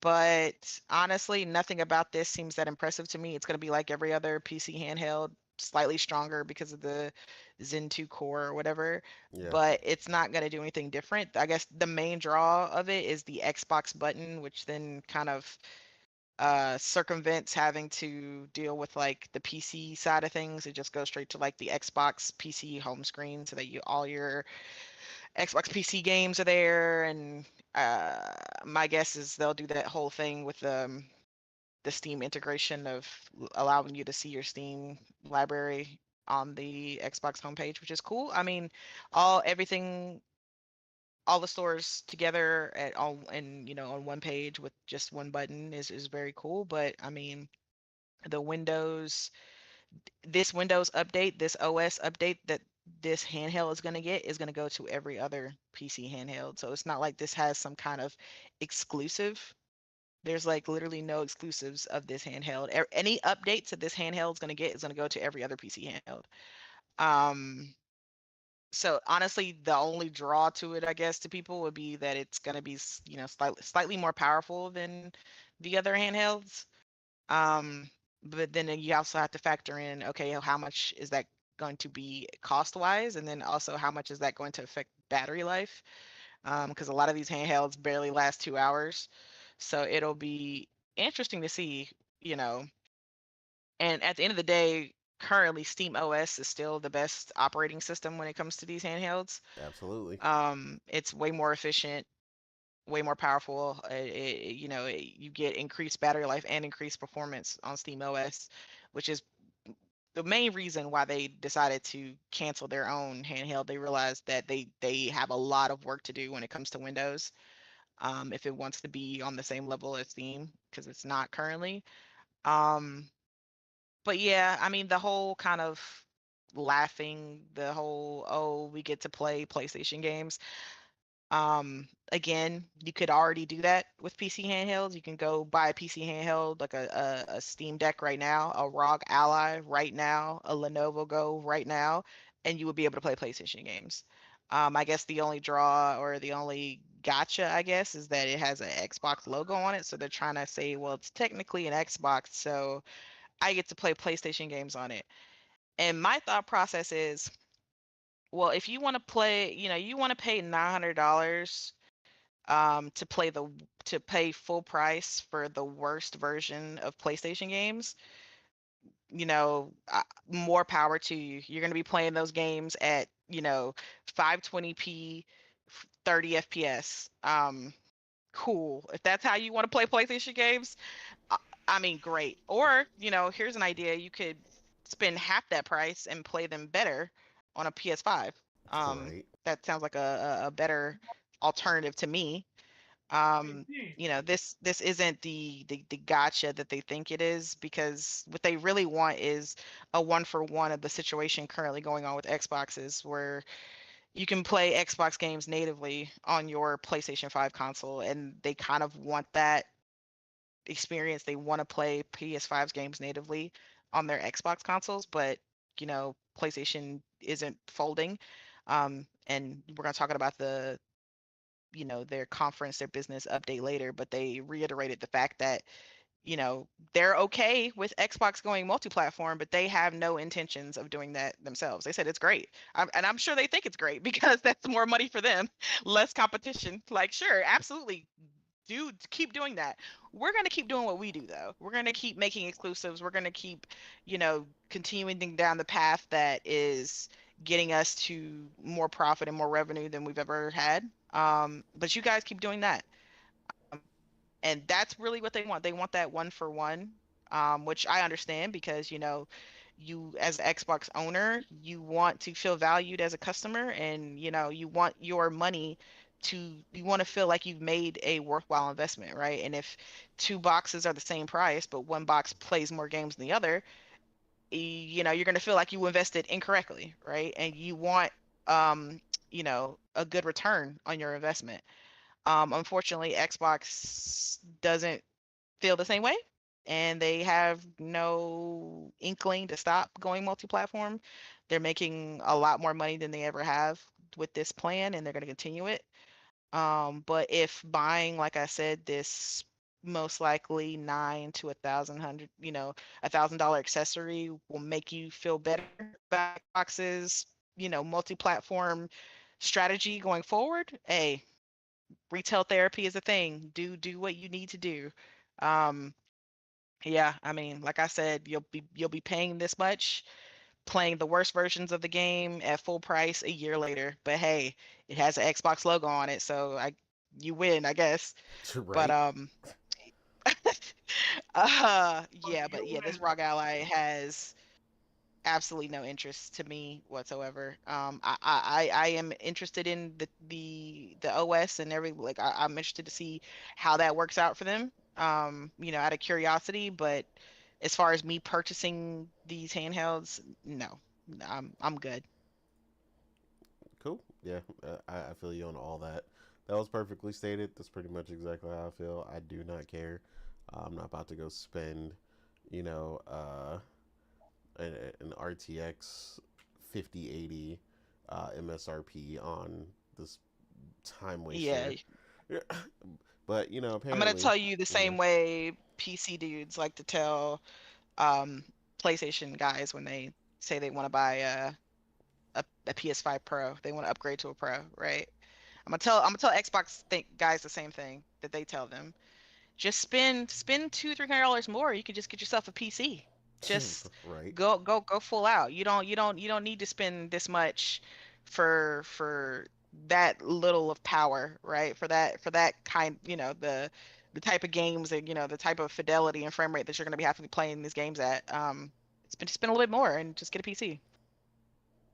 Yeah, I mean, that would be my honest recommendation at that point if you're spending that much money. So it's wild that they're trying to boast about this like this thing costs $300 because that was the whole joke before, right? They're gonna come out with this device. It's gonna be like $300. It's gonna be the most powerful handheld on the market. Yeah, I don't know again when that was the thing going around, and it was certain influencers saying that, oh, if Xbox could hit this just right, if they had this handheld, it's $300 and it could play all your Xbox library.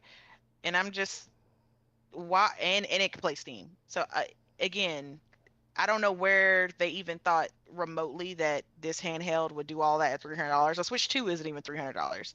So I don't know what in their right mind made them think that a native handheld that could play your Xbox library as well as like your PC library of Steam, Epic, GOG, all that stuff was going to be $300. I don't know what reality they were living in, but it's not the current one. Yeah, this thing is going to be the high end one, the black one, because there's two versions. There's the white one Yeah, and there's the black one. The black one's the more powerful one. That's going to be at least 900. So yeah. yeah, it'll be interesting to see what happens. See who really stands on this. Um, but yeah, like you said, I'm sure some people are definitely ready to waste that money. But I mean, that's their prerogative. Do what you want to do. You want to blow them stacks, do that. Um, Omar, obviously, I know you're have zero interest in actually getting this device, nor would you ever. But uh, how are you feeling about the device itself? But I have a PC. I have a 4070. I'm set for at least 10 to 15 years before I upgrade my stuff. Besides that, to me, so when I first saw the reveal, I genuinely thought that this was the Xbox handheld. So I had no idea that it's not it until I think either one of you guys pointed out when I was genuinely surprised that it could play PlayStation games. I genuinely thought PlayStation was gonna find a way to block it, which I You had. didn't get that when they showed the ROG logo at But the event. again, I have no idea what the fuck a rogue is. So I Oh, had no idea Lord. that they were partnering with them. All I saw is Omar, we talked about that though, Omar, in one of the no, previous shows that they were partnering with ROG to make a third party handheld. We talked about that. I I genuinely didn't. I It might have went over my Omar, head. you commented on it. We had a whole I discussion mean, about it. genuinely forgot. But point Oh taken is, God. I truly believe that this was the Xbox handheld, which I was surprised that what you call it uh because the latest rumor was apparently Xbox is putting their handheld on hold indefinitely. So I was like, oh, so the rumor was wrong, and this is Xbox coming out strong with a new handheld. Good for them. And again, it was she is saying that I'm listening to. Uh, you can play all your games, and she made it seem like you can play all your Xbox games, but that's not the case. Like you literally don't have your Xbox library. This is just a Steam, what you call it, handheld. This is basically the equivalent of a Steam Deck, just partnered with Xbox and uh, ROG Ally. Am I correct in it? I You mean, can play other yeah. libraries. You can play your Xbox PC library. It's not just Steam. Ye- but Xbox not your Xbox library, right? It's not. No, your Xbox PC library, as in the Yeah, PC Xbox games that are PC. on the Yeah, Xbox store. yeah. So Xbox. This is what I'm trying to talk to you about. Everything is PC. Like if you're an Xbox console owner and you buy this, if you don't have a PC or a Switch or a Steam, you're fucked. You're not getting anything Xbox from it. I Okay, mean, wait, that's not yeah, true. you're Hold confused. on, You hold are on. confused. Yeah, that's not true. Hold on. I don't want to spout misinformation because a lot of people have been doing that Okay, about this no, handheld. if I'm wrong, correct me. It I am no is, you issue. can play, like, if you have Game Pass Ultimate, which a lot of Xbox owners do, then they would have access to Game Pass through Game Pass. You know, it would allow you to play PC Game Pass, which you could do on this Yeah, I get device. You can that. play PC Game Pass, and you can play on there. So, and your save data would transfer between both. So, you know, Okay, okay, it's fine. I So get all of. you would have Yeah, access to your games via the handheld. It just wouldn't be all of them because they have to be Play Anywhere certified, and that's the exactly. big thing. There's like 1,000 plus games on Xbox Play Anywhere, and those are the games where you get cross saves, so cross platform saves. So if you played it on your Xbox, you could continue to play it on your handheld. Like you would pick it up and play it, you know, the same game, the same save file on your handheld. So it's not true that it wouldn't do anything if you're a console owner. It's just only a select amount of games so far that they've certified for Xbox Play Anywhere. Bye bye for saying that. What I wanna say that this is the misleading marketing I hate. I'm falling for it whether or not you can hear. Like I'm gonna step away from that one. What I will say is congratulations, Xbox found a way for their gamers to buy a fucking $900 handheld just to play I PlayStation wouldn't say games. 'Cause congratulations so much so far because we don't know how many of them are actually gonna fork up the $900 to do it. Right. Because I doubt that all the people saying that they're gonna get it are actually planning on getting it. Because like gamers like to talk, but they don't Yeah, actually a like lot of to, people blowing you know, smoke, or yeah. go put it on their Best Buy credit card, take pictures, and take it back. no, but again, the allure of this system is just that it have an Xbox logo and it's going to be able to play PlayStation games. That's literally it. You can't convince me otherwise. That's the only thing they care about. Hey, I can put a PlayStation sticker on my Steam Deck and have a PlayStation handheld because that those are the rules. Those are the Those are rules, the rules, Like, apparently. apparently. That's all con- you need. like congratulations, you're finally gonna experience greatness. Most of the people saying that though, they already have a PlayStation, so it's not This, that they're this, experiencing this, it for the first this, time. this is what fucked me up the most. Like, you take console wars to such degree that you own a Yeah. PC, you own a PlayStation 5, you heck, some people even own a fucking Pro. But you're gonna buy this? Just to play Xbox PlayStation games and say, hey, look, PlayStation games on an Xbox console? Like it's genuinely pathetic. It's it's entertainment for us, but it's absolutely pathetic, and also um it it gives not gives it allowed Xbox to step away from the console even further. Like as the way they're reacting, Microsoft, I genuinely would not be surprised if they buy Steam at this point. Shut up, Omar. They act Yeah. That's I that's don't think a you. pretty big leap you made there, sir. That was a massive reach. Oh my Yeah, god. last week it was Sega, now it's Steam. Omar, Like you this but you man the just way they're the gonna you way buy you, everybody they you apparently. need to stop the way hanging around the with the way other podcast. the way they're acting, like it feels like they're gonna absolutely discontinue Xbox at some point and just buy Steam. That's literally how it feels. Like they absolutely don't care about their console, their Why Xbox why gamers, why would they buy Steam then? because they need Steam's engagement. Their gamers don't buy games, they don't play games, they don't even try games. This is why That Xbox don't care about their grand fan base. again, why would you need Steam then? I mean, you can just become a publisher and sell your games on other platforms. I mean, their games are doing pretty well on PlayStation. They need the Steam. But yeah, without Which it, they can, they don't Omar need to just talking, buy man. it. Jesus Christ, Omar. This man just be making shit I'm up, not man. I saying love it. I want them to That, do that, all of this. that's what you always do. You're dropping a bombshell and then you're walking away like, No, yeah, we'll no, see. I No, said we what won't see. I feel they're Explain gonna. yourself. I need to explain something. When I say something, that's my opinion. I'm not stating fact. If I And take and fact, it's just my opinion, how I we're saying feel. your opinion is based on nothing.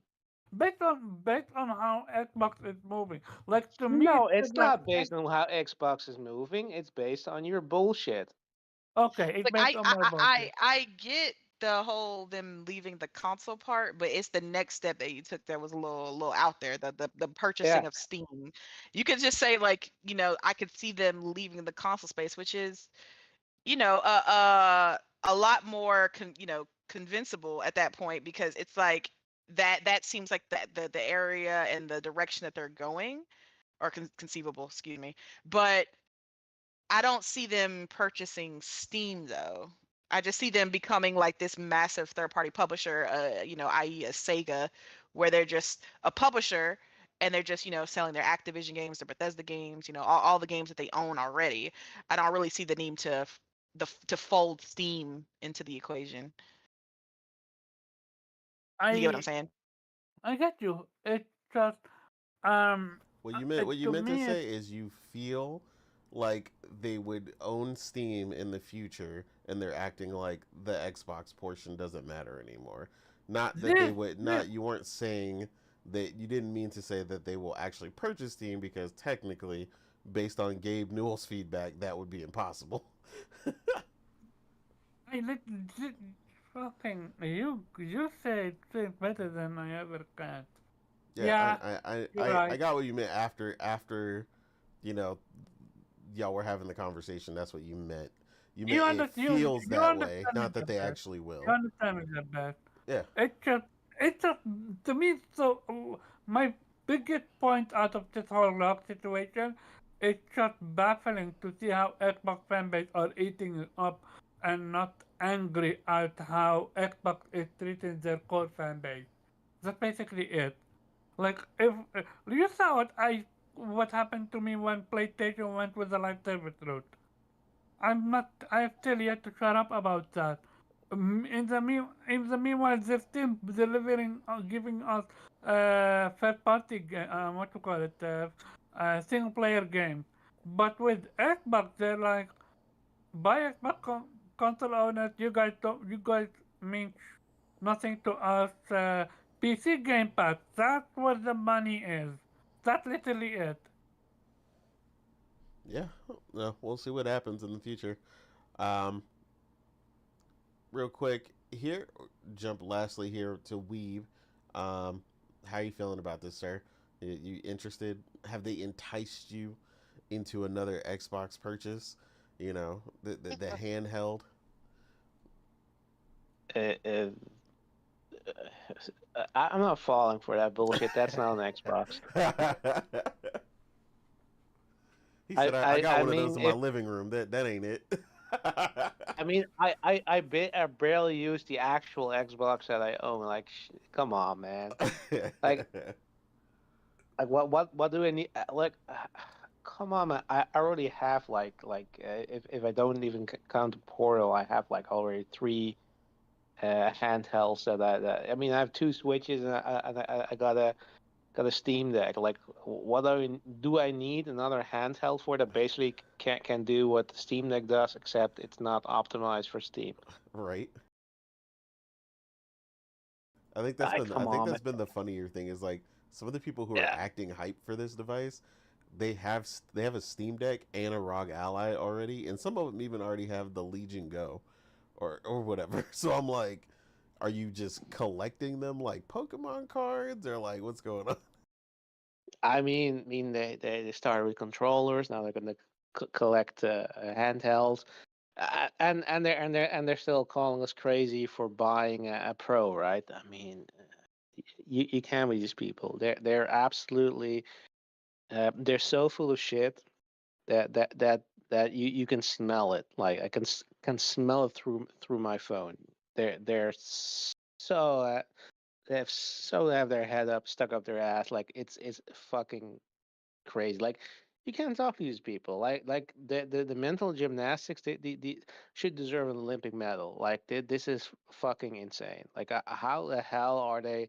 They're lecturing us for making the leap to buy the actual most powerful console of this generation, and they're gonna fork over $1,000 for an existing device, but just because they can just slap an Xbox sticker on it. I mean, like that's literally it. Like we people should just make videos and okay, yeah, I have a solution for you. Just instead of you don't even have to buy a PC. Just buy a ROG Ally and just put an Xbox sticker on it, and you're done. You don't even need to fork over the extra money to get the branded version, the official version.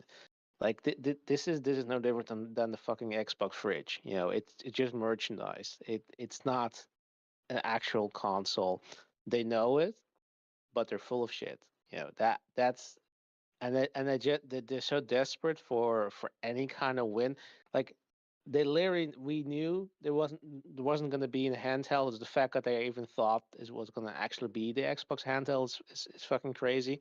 But then oh yeah, it's a neat thing that they actually said they were going to make. So it's not an actual handheld. It's just a rebrand version of an existing thing, and now they're trying to turn it out. Oh no, it's actually an Xbox. Like everything is an Xbox.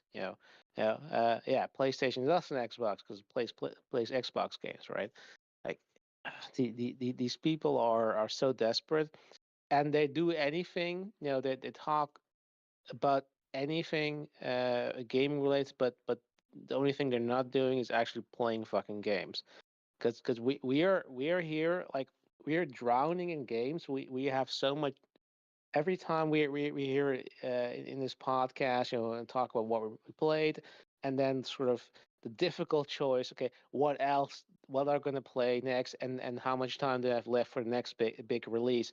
And these people are prancing around with, oh yeah, look at this. I bought another Xbox branded piece of merchandise that I can put on Twitter and brag about and trigger the ponies, and that's all these fuckers doing. Like, and every time you were asking for their gamer score, like, oh no, that's private. Like that's a violation of my civil rights. How dare you ask that? You're trying to dox me. It's kind of bullshit. Like these people, like they should, like, I sincerely hope that when the Xbox decide to just go third party, they just leave the space and just find a different hobby, because I don't want to see them anymore. Like they're their only mission in life is make everybody as miserable as they are. Just get the fuck out. I don't know. Take a pottery class, whatever. Find something He else to said, "Do put in your something, your just creative. not this." Like we don't need you. You're not welcome here. We just want to have fun with people who appreciate the hobby as we do, right?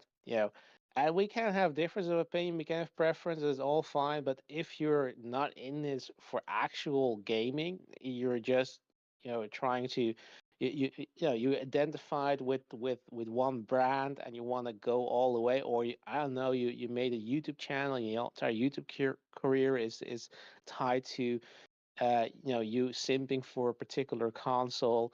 you know yeah, just get the fuck out. Like we don't need you. You're a waste of space. You're the reason why the climate of this planet is going belly up, because you're literally you're contributing to global warming, because you're wasting server space, and you know you're in- you're spending money on your energy bill, just to make bullshit videos and bullshit tweets, you know, just to fucking annoy us, right? And it's not even working, and you're still and but of course that's their tactics, like, oh no, you're triggered because we don't respond to your bullshit, right? I'm like, dude, get a fucking life. Like, we're about this gaming life. We play games, we enjoy, we love it, and we give praise where it's due. Like, I have an Xbox. I play when Xbox releases a game once in the blue moon. Like, I play it. I'll give my honest opinion. If it's good, I'll let you know. If PlayStation does something stupid, I'll call it out. But Definitely. yeah, I mean, I just can't with these people. Like, where's enjoyment? Like, because nothing what these people are saying is like it's showing me you actually enjoy gaming. No, you don't. You enjoy talking about, you enjoy the attention, or you enjoy shitting on other people's preferences, other people's hobbies. But you're not a gamer. You're not a fan. You just wanna you wanna get engagement. You wanna trigger people. That's your entire purpose in life. And that's a sad purpose in life. Like, again, you know, uh, go take an origami course or something. Like use that energy for something creative, something worthwhile.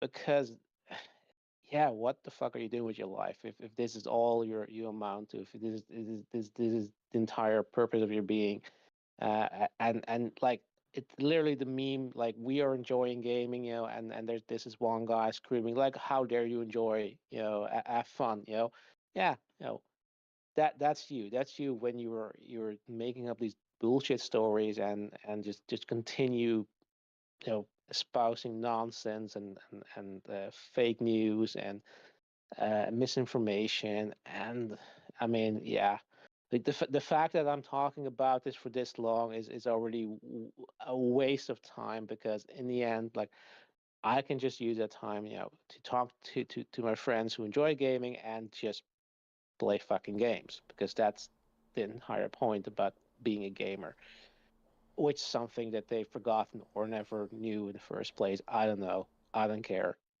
I'm out. No, I feel you. Yeah, definitely certain fan bases and stuff definitely made the quote unquote wrong people famous, uh, for sure, and that's where kind of the fallout we're dealing with this whole device, and a lot of the toe the line type people.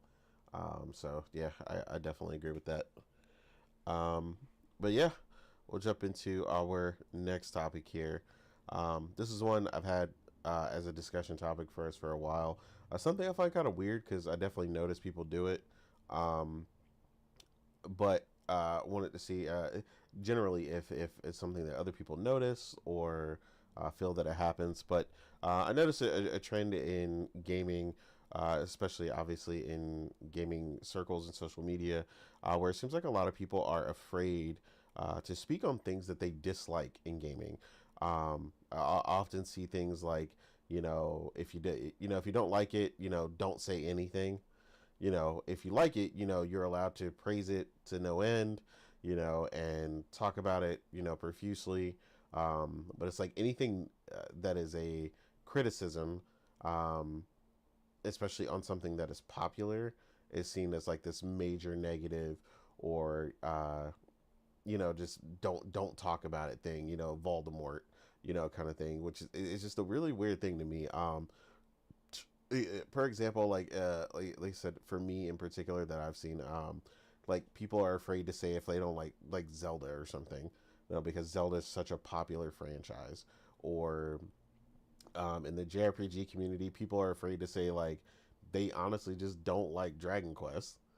I've only ever seen one Oh, I'm person not really say not. it. Oh. When you say people, you mean yourself, Nate? Nah. Huh? Yeah. No, no, no, no. Like somebody Yeah. actually, someone Yeah. actually stated it recently, and I was shocked when this person even said it, because they were like, they were trying a couple different JRPGs. They play them, but she was just like, personally, like as far as 11, she was just speaking specifically about 11.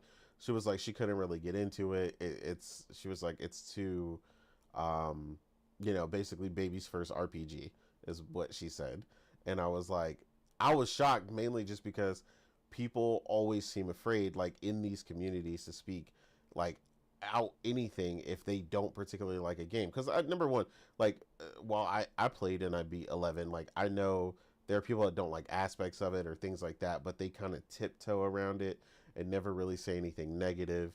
Um, it's that same thing with like Nintendo. Like Nintendo is, Mister Can Do No Wrong. Their entire Oh, company. well, there is a reason for that, because Nintendo fanboys are absolutely rabid dogs. When you try to criticize their favorite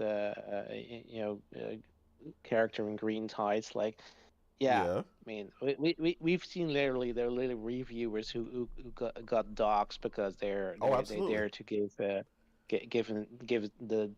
was Breath of the Wild like a middling score. Yeah. I mean, I mean, I get where you're coming from. It is sort of the opposite end of the spectrum, right? There Mm-hmm. or not necessarily, but there's people who will shit on anything or complain Yeah. about anything, like a certain Omar. but there's people who will praise or yeah, need very afraid to be critical about anything, and they're just and part of that is possibly because they're part of the engagement, right? Like, Yeah. just as there are people who are making money to shit on games of the opposition, there are people who make money of being very positive. That's kind of what I see, at least with, like, with the Xbox gamers. They're mostly just, yeah, they're also always very positive about the Xbox games and shitting on PlayStation. Mm-hmm. Nintendo channels often have this tendency to just be very positive about Nintendo games, regardless of Performance.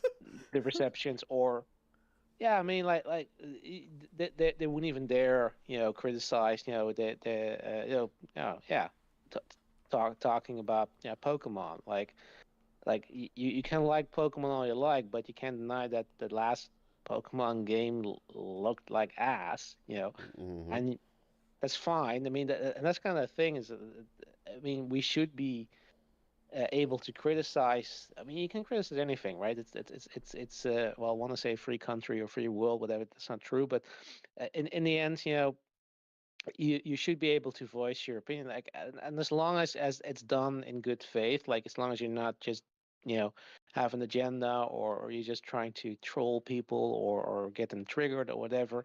If that's your experience, that's your experience, and that's the thing. It's like, and I think the only thing that I sort of have when people make statements like that, okay, uh, be careful how you word. Like, if you want to make a blanket statement, like, if you're just saying, yeah, this game is bad, and are not providing any nuance, not providing any reason, okay, what's bad about it, Yeah. or yes, you're absolutely, yeah. Sometimes things are objectively bad, but most of the time it's just your experience. Like, that's what we thought with the Expedition 33. Like I said in my intro, it's like everything came together there. But Mm-hmm. that's how games are. Games are more than some of their parts. Like, a game really excels if everything works together, and but oftentimes it doesn't happen, and yeah, then sometimes things can fall apart based on what you particularly like. Like if for some reason, like even after playing the excellent gameplay of Expedition 33, you still hate turn-based games, like yeah, probably nothing that game does well is going to make you change your opinion, and it's not going to make you like playing the game. Because if you generally hate playing that type of game, yeah, there's yeah, that's just the way it is. It's a shame, but yeah, that's your preference. And as Yeah. long as you're sort of aware of that, and as long as you're also open at like, yeah, look, I just don't like I don't like I don't find any enjoyment in Souls games. Like I've tried it, just to be clear. Like that's the thing. Is like and I'm not saying everybody has to have tried something to form an opinion about it. Sometimes things can just not look appealing to you, and that's fine. But at least be, you know, open about that. Like just not gonna try to convince people, oh, something is bad because you think is bad, or because that's your opinion. uh, just just be clear about that. That's where you're coming from, right? And that's fine. Agreed. We can't like everything. Like I don't like sports games either, and there can be plenty of great sports games that are, good in what they're trying to do. Like if you're into those games, you might think, oh, this is like a perfect game. Like this is the best it's ever been. Like that doesn't mean anything to me because I don't like these games. Like they don't appeal to me, and that's fine. And that's fine for me, and it's fine for if you are into those games, that you like the games and that you can praise them to heaven. Uh, that's just how we are. That's fine. Um, but yeah, like getting back to your question, like yeah, you should not necessarily have to worth if those are coming generally from a good place. Like okay, you're either providing constructive criticism, or you're saying like yeah, I just don't like it, like it's Hmm. just not for me. And as long as you're very clear about that, and not just because that I guess that's the problem, is that if you're saying something negative, people will often construe it as oh, you're just engagement farming. You're just trying to get people riled up and click on your videos, or give you respond to your tweets or whatever, and you're not genuine. And yeah, that's kind of the problem, is that there are people who are not genuine, are just trying to do that, and trying to make money of that, or just feed of that, or whatever their perverse inclinations are.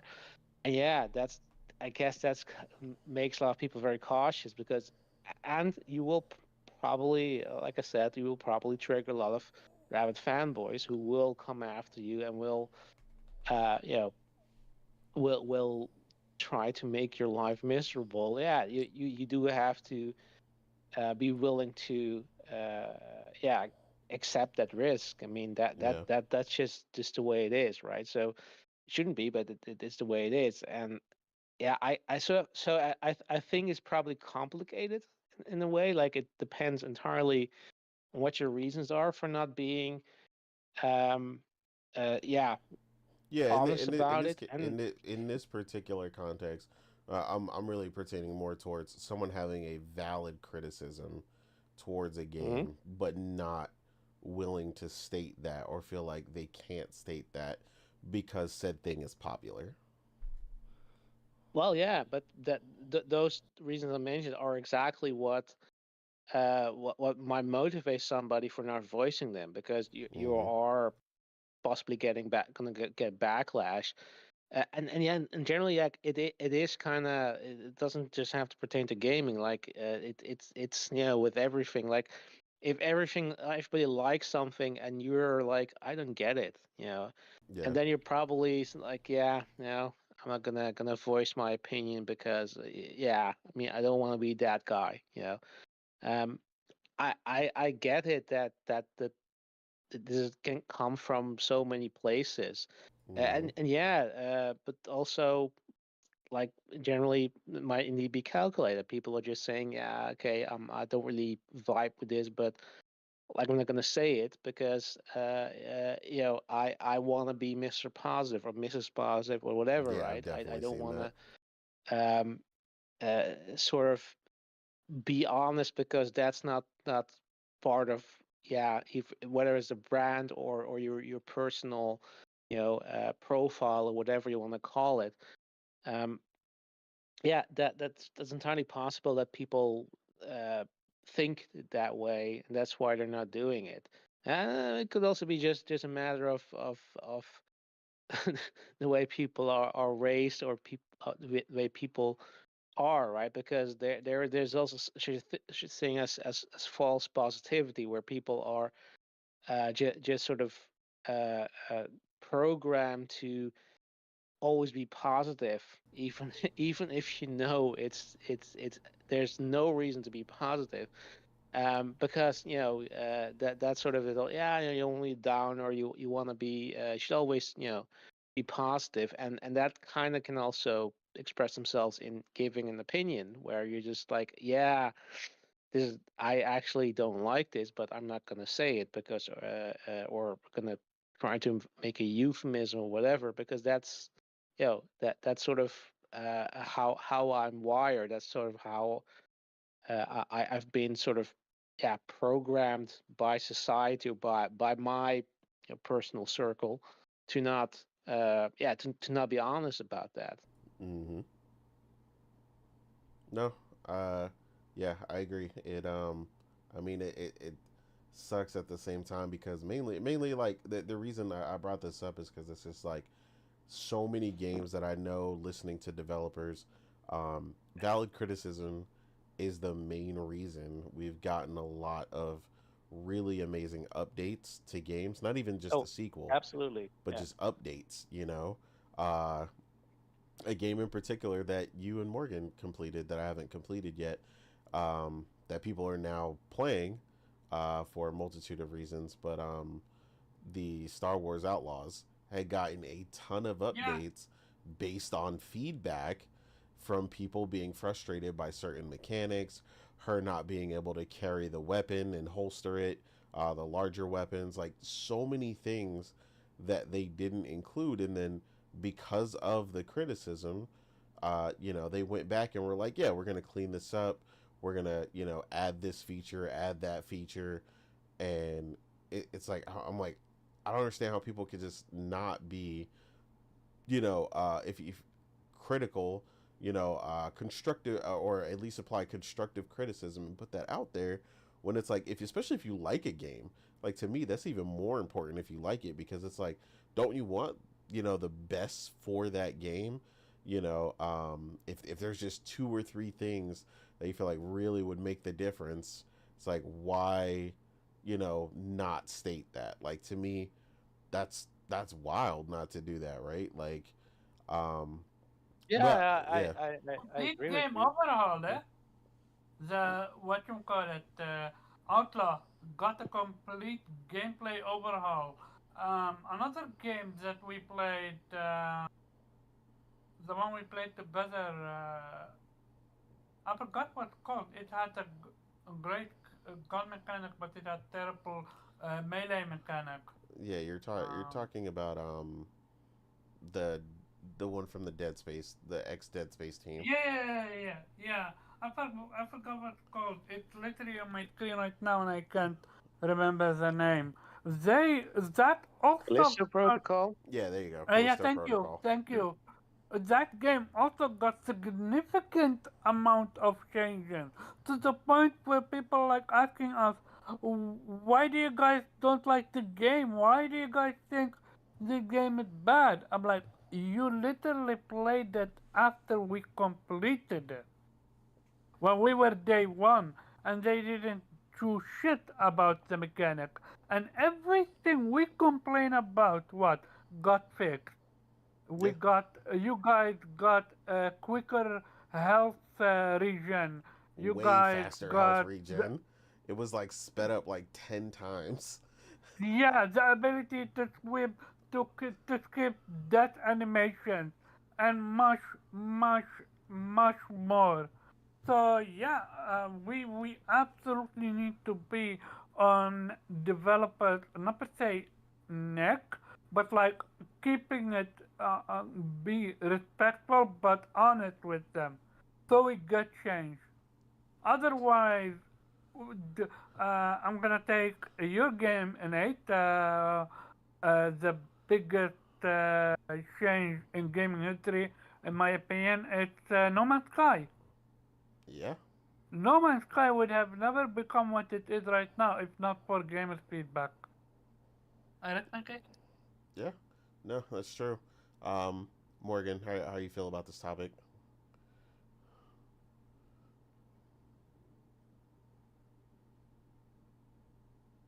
Morgan? She's too busy playing that game. I mean, she's unmuted, so I'm assuming something might be like her mic might not be No activating right fucking. now. I'm just joking. I'm just joking. Yeah, I don't know. I'll let her deal with that. But yeah,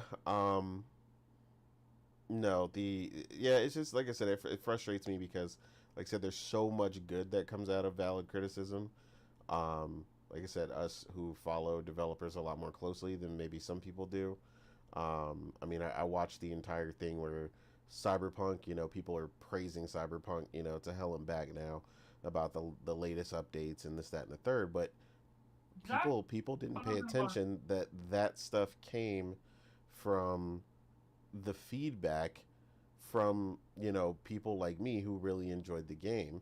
Like they went through and showcased, like, the community managers and stuff have an entire pool of specific things that come up, how often they come up, and what are so basically they can see what people are talking about, and then they prioritize that and how they're going to update it and what they're going to do to address player concerns. And it's like, this is why I said criticism is so important, and like, that's why it frustrates me when people are kind of create these vacuums of space where, like I said, something is so beloved or so, you know um it has such a, I guess, a crazed fan base that it's like it mutes Worship or them. stops people from speaking They out. can't do no wrong. Yeah, Yes, it's annoying. they worship them. Okay. Sorry, my mic was not wanting to work. No, you're good. So your question is about criticism? Well, the fact that people, it's basically saying how much it sucks that people create these vacuums in these specific games, whether it's Souls like, or the whole thing, Elden Ring, Zelda, Dragon Quest. Like there's a version of it for every genre, right?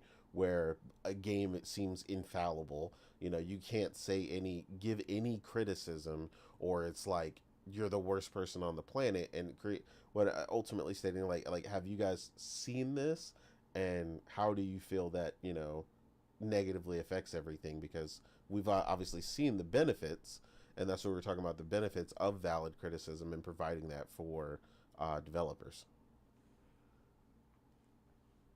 Yeah, I don't know. I just, if I don't really like something, I just kind of move on. I don't really like to linger about it. I'm just like, okay, it just wasn't for me. Like, and if a game is overly popular, I already know nothing I have to say is going to be heard anyway. So I just don't waste my time. I just move on to whatever next game I'm gonna play. Like, but it's like I'm usually good at picking out what I want, so and what I like. So I don't really run into that many games that I like want to vocally criticize because there aren't, those are games I'm not playing anyway. So, Well, I feel like you like if still I don't you've like still it, I'm always just given valid criticism, though. Like, you don't have to be negative to be to be sure. critical. Like, you've given things that you're like, well, it'd be nice if this was like this, because this created a frustrating pocket in this game where I felt like, man, if they would have just done it this way, like, that would have, took that game up a notch. Yeah, like 33 having I a mean, new sure, map. but it's just, I mean, I'm just at the point where I don't really feel like doing that anymore, really, because again, people don't listen in this community. They just want to argue. So there's really Oh no yeah, I point in agree. me pointing things out. So I just don't bother. But I see get that like on that the end, way that you but wait, feel is the but thing that makes me frustrated, right? Because you shouldn't feel like you can't say it.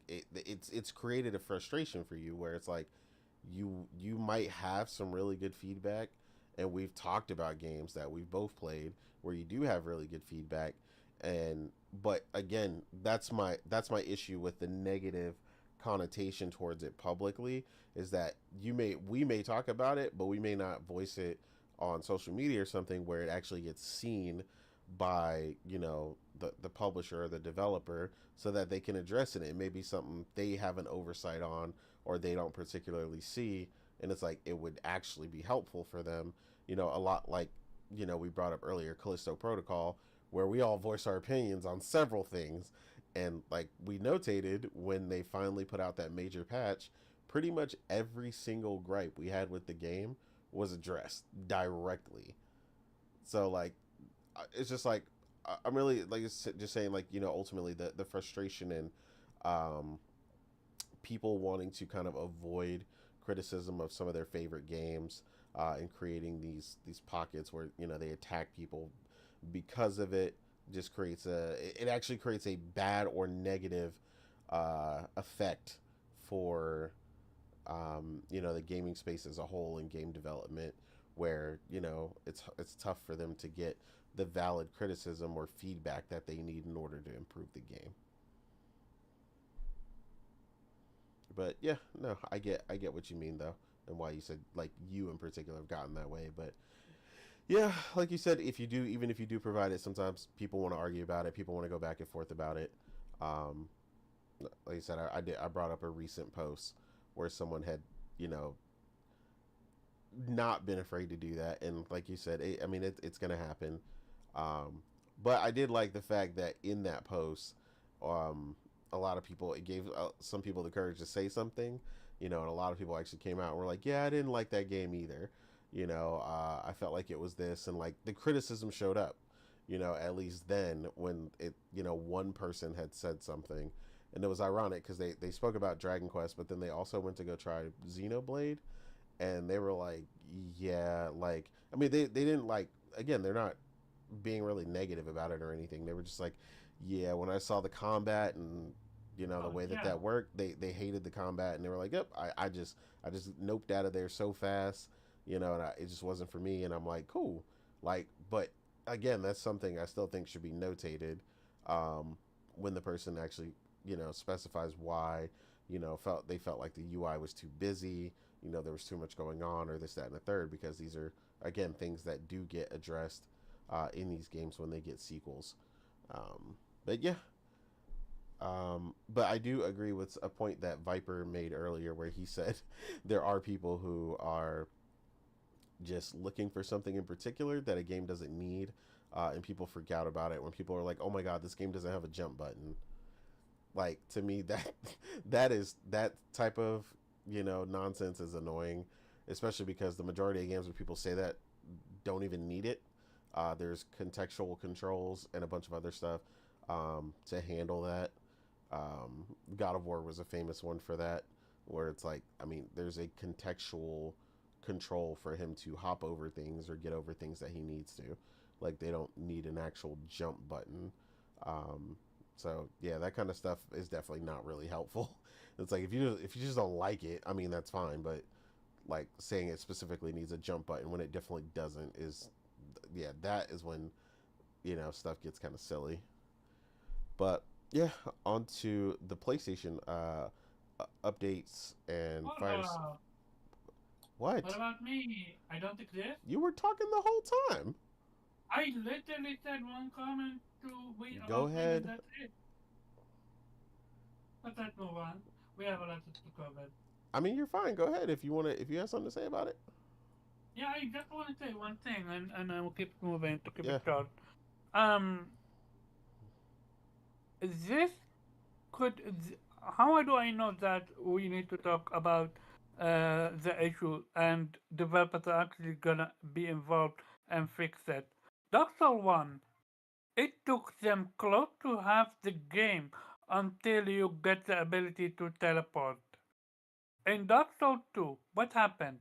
You get the ability to teleport from your base to a different, from your area to a different area.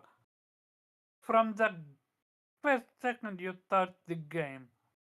So not only do developers listen, the gamers that plays and love Dark Souls, the ones that wouldn't dare to give any criticism about Dark Souls, now are more than happy to use the teleport. Yeah, But if they reap you the take benefits. if you take it away from them, all of a sudden, what happened to my teleport? But I'm like, where were you when we were giving criticism to the developers and you were silent?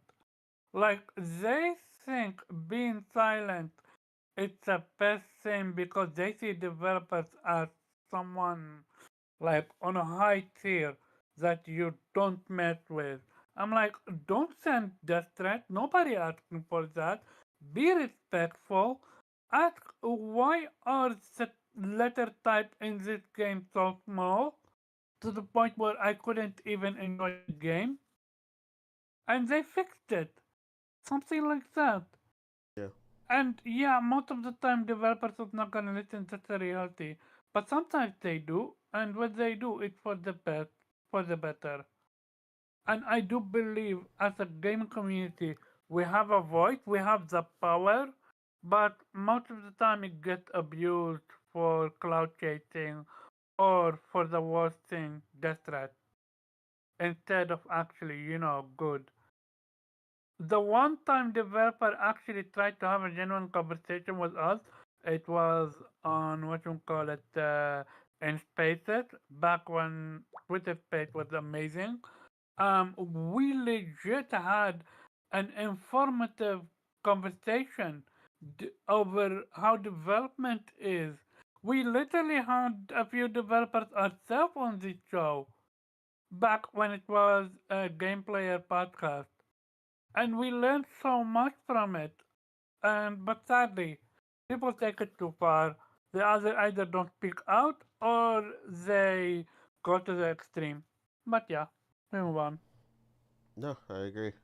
Um, yeah, Wara mentioned. I mean, we're not going to talk about it, but Warwana did mention something that was funny. Um, that shout out to Nintendo. You know, essentially for being able to provide a ample amount of the Switch 2 to the point where scalpers are essentially being forced to sell at cost, or basically making a slight profit of like 20 to 40 bucks maybe, which is essentially not really worth going through all that, buying 4, 5, and 6 switches. So yeah, it's pretty funny to watch that happen. As yeah, like I said, they haven't been too tough to obtain, and they've definitely been coming back in stock periodically.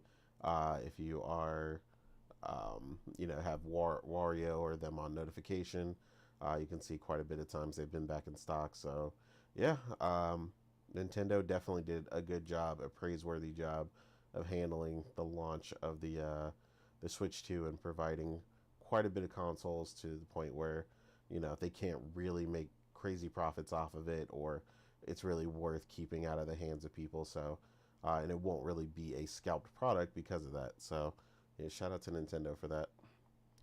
Um, but yeah, so to um, the PlayStation Business update and fireside chat that took place, um, we did have quite a bit of information come out, um, in particular about that. Everybody's kind of seen the slides and everything they talked about. PlayStation's up year over year. Um, the PlayStation Portal itself has been a massive success for them, which is why we're getting so many updates for it. And just the business overall being really healthy and so on and so forth. But during the fireside chat, where they answered a couple questions from investors, is where we got a lot more of the information and more direct answers from some of them. And that's really where I wanted to focus on.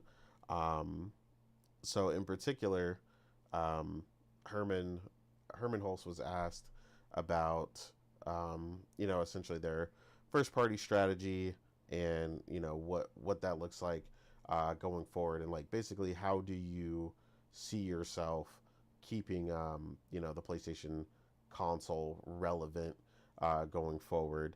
To which he stated to the dismay of a lot of people who are definitely trying to state that PlayStation's going full multi-platform PC day and date tomorrow or in the next 5 minutes, and all this other stuff. He definitely answered to the opposite of that, in which Herman stated, "We're really thoughtful about bringing our franchises off console to reach new audiences, and when we are taking a very measured and deliberate approach doing that, particularly on the single player side of our tentpole titles. They are the point of differentiation for PlayStation consoles that will showcase the performance and quality of the console. So we want to ensure players get the best experience from these titles." And went on to state in closing that we're very thoughtful about how and if we bring these titles to other platforms. So that was a really interesting um, answer from Herman, because it really kind of shut down, at least verbally and directly from Herman, what they feel their kind of mission statement is going forward for PlayStation and their single player titles, and also reiterating the importance of PlayStation first, and sometimes PlayStation only on a lot of these titles. So the whole, you don't need a PlayStation anymore. You can play all their games everywhere. Obviously that is not true. Obviously Gran Turismo, Demon Souls, so on and so forth. Even, one of me and Weeb's favorite games last year, Unicorn Overlord, you need it to specifically, you have to play on console. It is not on PC at all. Mhm. So yeah, there's definitely something to be spoken for that. But yeah, Herman kind of locked it down, at least in that statement, which, like I said, was refreshing to hear that they're continuing the statement. Like, a lot of people were saying it's not new, but I'm like, no, but a lot of people were trying to paint it as if PlayStation was moving in a different direction. The industry's changing, and yeah, they shut a lot of that down. Um, one thing um, I did hear to this was something I said to Omar's detriment, because Omar is definitely not a fan of their live service push. We've also seen quite a few negatives from their live service push, and Herman was also asked about that, and the negative connotations that have came with that. He did answer, "We remain committed to building a resilient and diverse lineup of live service experiences." But he did say, with new testing and reevaluating in place, they feel they've learned a lot and will not make the same mistake. I agree with something Morgan said outside of the podcast, where she said, we'll see how that turns out for them, because companies have definitely said that and still end up making the same mistake. Um, but yeah, they've definitely stated that they've learned their lesson, and are looking to try to continue forward and kind of pull back and be more. They did talk about their restructuring and being more involved budget wise and stuff, managing and making sure they're greenlighting the proper projects when it comes to their live service titles. So yeah, that was a big thing. Um, like I said, Nishino also went on to state, um, reiterates the importance of the PlayStation console being central to the experience that they want to deliver, from designing the console not only for gamers but for creators. Something Mark Cerny spoke about multiple times, giving creators what they need to create the games they want to, especially when bringing it to the PlayStation platform and providing that best experience. So again, something that we've all heard Mark Cerny talk about multiple times, that the way to deliver the best, to ensure they could deliver the best games, is to make sure that creators have the tools that they need and the available hardware to do so, which again has been a major boon for PlayStation 5 this generation, having that single SKU, the PlayStation 5 being a standard. We've heard multiple developers talk about how great it is to develop for the PlayStation 5, being on that one SKU and just having, all the available power available to them. And, even PS5 Pro only being an uptick. So it hasn't been an issue for a lot of the developers, the same as we said it wouldn't be. A lot of people were questioning, is that not creating the same dynamic or issue as the Series S? And the answer is no, because the Series S is a downgrade from the standard of power that's the Series X, while the PlayStation 5 is the standard, and you're just adding to, um, or upgrading when it comes to the PS5 Pro without compromising the original performance that you're shooting for on a PlayStation 5. Um, and then, like I said, I did mention this earlier, but like I said, the PlayStation Portal has also been a massive success, and uh, they've been in cloud gaming since the PS3 and have expanded the play to the PlayStation Portal, which everybody remembers when they did the PlayStation Portal update for premium users. In order for you to no longer need to have your console on, they did state, it's a good option, but ultimately, and I've said this before on the show, as someone who's more into networking, they can't control end-to-end network user stability. While cloud gaming is something they are pursuing and always looking into and giving people options, it's not something they want to depend on. And that obviously they feel that the gamer and their customer base have spoken about wanting a native experience to continue on the PlayStation console, and that the PlayStation 6 is at the top of their minds right now. So, with all that said, hearing some of the stuff, because I know some of you guys didn't watch it in particular, that's why I wanted to reiterate everything that was stated um, about all these. And obviously, some of these are very big pushback answers towards a lot of what is being said, and about PlayStation going day and date, and ready to just go PC all in and all this other stuff, was obviously complete nonsense. I mean, and these are, like I said, these are straight from the people who are directly in charge. Um, so Omar, I'll go to you first, man.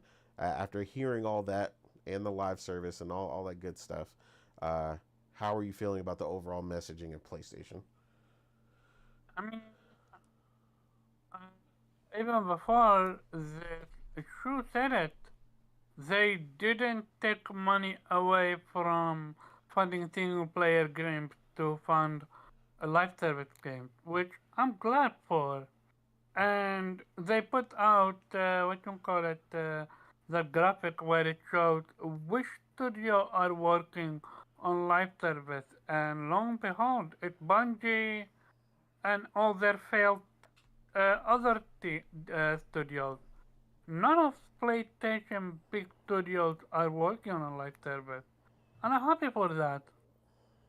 And then they commented about how they're not going day and date. Again, another year PC players are gonna cry about it. Yeah, And Xbox players are gonna be, come on. We wanted you to be day and date so we can say we told you so. And I get it. At some point, they might go day and date. Like, let's give it a buck. We never thought that they're gonna put their games on PC, and they started doing so. So changes can always occur. absolutely. However, however, so when I say something they're not going day and date, doesn't it's not a blanket statement that they're never gonna go day and date. No, that I will never shoot myself as a foot like that. However, as of right now, they don't have any plans to go day and date, which is good on them. They're happy with their business. Apparently, their what you call it, their the amount of money that they earned is around two generations combined. I just saw it I Yeah, think the 100. PlayStation 5 console has by far been their most successful generation and Yeah, continues to like be. 160 something billion. Like, it's insane. And not gonna lie, I do wish we got more games, but they're cooking. They're silent with what you call it, Intergalactic and Wolverine, but we're getting games like Death Stranding 2 is literally around the corner. And this game, they have so much confidence in it. They gave the what you call it, the reviewers the ability to review this game for a freaking month before release. Like, to me, that screams PlayStation third party confidence. Remember when God of War developers used to do that? Horizon developers also did that. I forgot which one, but a lot of PlayStation studios allow uh, reviewers to review a game early. It's all about the confidence, dude.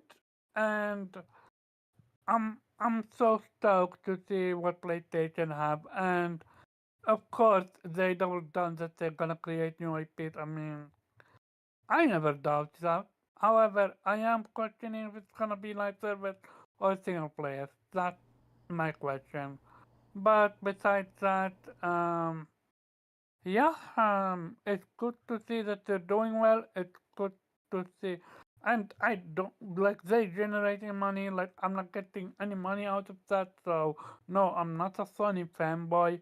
However, when Sony get money, most of the time, not always now, I'm getting great games out of it. So of course I want them to make more money, generate more money and stuff like that. And yeah, it's gonna be interesting to see if 2026 we're gonna get Intergalactic and Wolverine at the same time. If that happens, then it feels like PlayStation MO for the most part is release 2 to 3 third-party games in a year, and then combine it with third-party or time exclusive or what have you. Yeah, so to answer your question earlier, where you said, you know, if they're going to be, live service or not, Herman also went on to state that um, they want to release at this is a thing that was of course taken out of context always, at least one tentpole title a year. But the term is at least, right? Not that that's the only. And then also reiterated their commitment to creating new, um, new IP. IPs, yeah, as well going forward.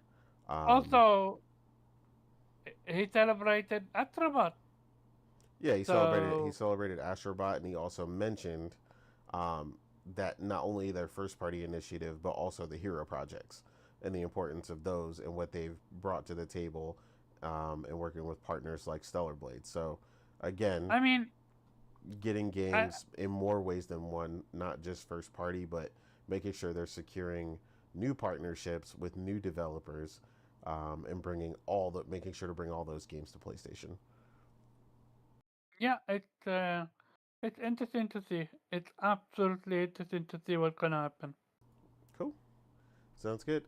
Morgan, how you feeling, ma'am, about the direction of PlayStation after hearing what Herman and Ishino stated, at least as far as what they're saying about going forward? Is that a good direction? You feel like they're in a good direction for you as a PlayStation gamer?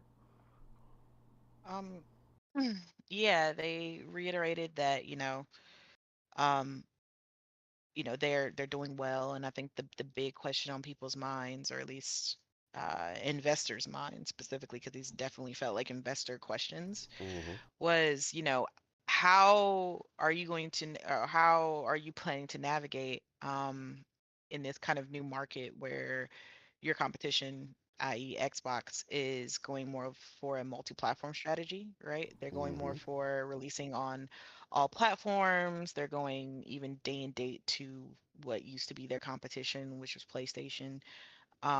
And they're moving more and more away from exclusives, right? Trying to open up their library. Um, so I think that was like the big question on people's mind because you can see at least for Xbox, it seems to be working out in their favor.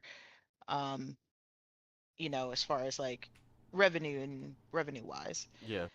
So they kind of reiterated and at least confirmed to us and to the investors that even with the success of Xbox, I think it's great that the strategy that they're using, but they have no immediate plans to change strategies to Xboxes, right? They don't have any plans to do a multi-platform strategy or to divert from the strategy that they been doing. And Herman made sure to explain their strategy, their current strategy of big tentpole titles that will release first on PlayStation and then may or may not come to PC at a later date of like a year or later, right? And then they have their live services that will release on PC um, day and date with PlayStation, and then also then their experimental titles that like their second party and their third party deals and uh, other investments that they're making that may or may not come to PC, just depending on what they think it will do for the brand. So like they've this is a strategy that they announced that they were going to do near the beginning of the generation, and they seemed, even with Xbox pivoting, they seem to still be sticking. PlayStation seems to be sticking to their guns and sticking to this strategy of keeping the console first, and emphasizing the importance of the console and the console base, right? Keeping the console the main focus, right? They were even asking about cloud, and I know we talked about that a lot, me and Nate last night, about how they were just emphasizing cloud so much, at least as far as the questions goes. Mm-hmm. And they were saying, as great as cloud is, as great as it, is cool, and they even have a device, right, that a lot of us in here have, the Portal, that is has cloud abilities, right? They allowed it to play on the cloud, and you can also play remote play. As great as cloud is, it's not, it's more of a option, right? It's a side thing that gamers have to play, but the main focus and what seems to be what gamers want is that native gameplay, that console gameplay, right? And that's what they plan to focus on. And they even made mention that they are focusing on next gen, and what that will bring, and continuing the PlayStation legacy onto next gen. So I mean, they said everything that I wanted to hear. you know um it wasn't anything surprising. Like I Mm-hmm. wasn't in the mindset that they were going to pivot just because Xbox pivoted, Yeah. because not just because, oh, she's pony, blah blah blah. No, it's because PlayStation and Xbox have two different goals when it comes to their companies. Yes, they're both gaming companies, but their goals are different, and the way they handle their platform is different. Xbox has turned into more of an ecosystem, where PlayStation still, their main drive, their main monetary get, yes, it is like their subscription and things like that, but the way you access that subscription is still through the console, right? There's no PlayStation subscription on PC or on your phone or something like that, where, like Game Pass, where you can access it on multiple different devices or whatever. Like the way you access PlayStation is, the main way is through the console. And that's still what they are putting at the forefront right now. And obviously with the news of, profits, and this is the most profitable generation that they've ever had, I don't really see why they would switch things up. I mean, publishers and this is are always looking to, find new ways to make money, but sometimes if it, it ain't broke, don't fix it. And Absolutely. PlayStation is the market leader currently. So, um, the path that they've taken has worked for them, and it works for the customers. So I don't really see why they would change it up, as of right now. Like, and like Omar said, things can change. They could eventually go to PC day and date, but for right now, they seem to like the strategy that they're doing. um And a lot of people thought that this would be the year that PlayStation would be doing day and date, right? That Ghost would be that game, but they've reiterated that that is a PlayStation exclusive at launch. Absolutely. Some people thought Death Stranding was going to be um, releasing on PC. Ever since Kojima, what was it, last year or it was earlier this year that he announced that he bought the IP back from PlayStation, right? So people assumed, okay, so that means Death Stranding 2 is going to, launch on all platforms or at least PC, right? At Hmm. the initial launch. But yeah, it's like even though Kojima bought it back, there's still contracts in place, and as well as he's been working on this game, since the end of the last one. He's not, and he's been working on it with PlayStation. It would take some time to get another port for a different platform, just because he just recently got the IP back, right? So he wouldn't have another port ready to go. But yeah, a lot of factors, but PlayStation seems to be going strong. They said everything I like. They said they were going to continue to have at least one tentpole franchise to release yearly, and I thought some people upset with that, but I'm just like they said at least, they didn't say only.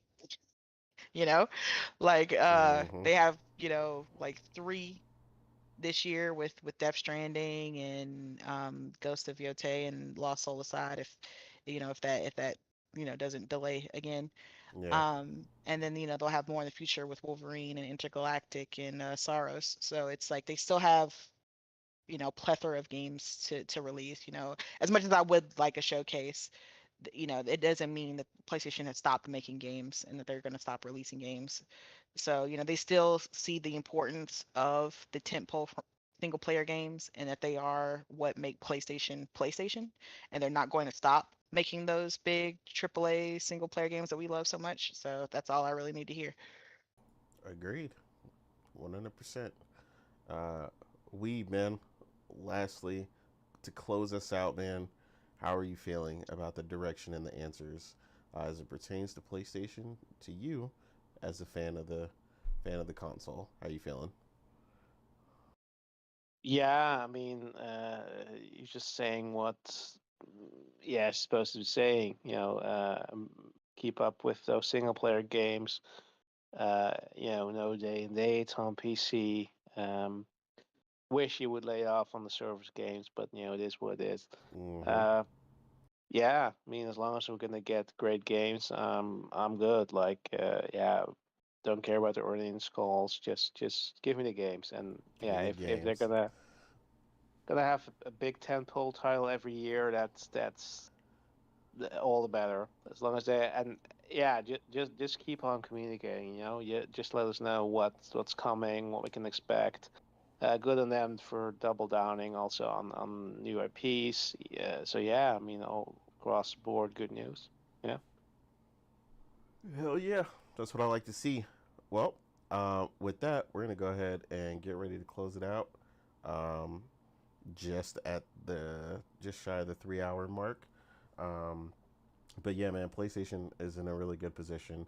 Hopefully, they can really capitalize on that and going into the latter half of this year, and of course, with GTA 6 launching next year and a ton of insane titles, it just looks like between the rest of this year and 2026, we're going to be getting a lot of games to the point where some gamers are definitely going to have to make some choices about what to play. Even if you have the money, you definitely won't have the time. So I think overall we're looking like we're in a great place despite some of the layoffs and other things going on. So yeah, hopefully we see the resurgence that a lot of these people deserve that work in the industry, and everybody lands on their feet.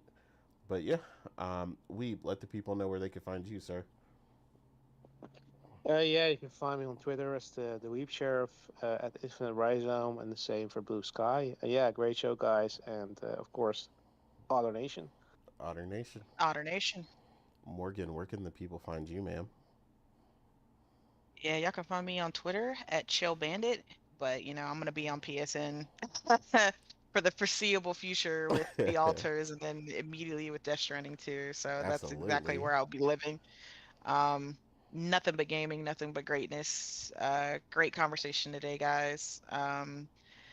You know, and maybe now that everybody's finished, we'll have the spoiler cast for Expedition 33 next week. Some good times, good discussions to come. So see you guys next Saturday. Otter Nation. Otter Nation. Pollination.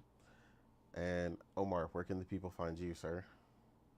Shout out to everyone that came through. Hit that like button, check the stream out.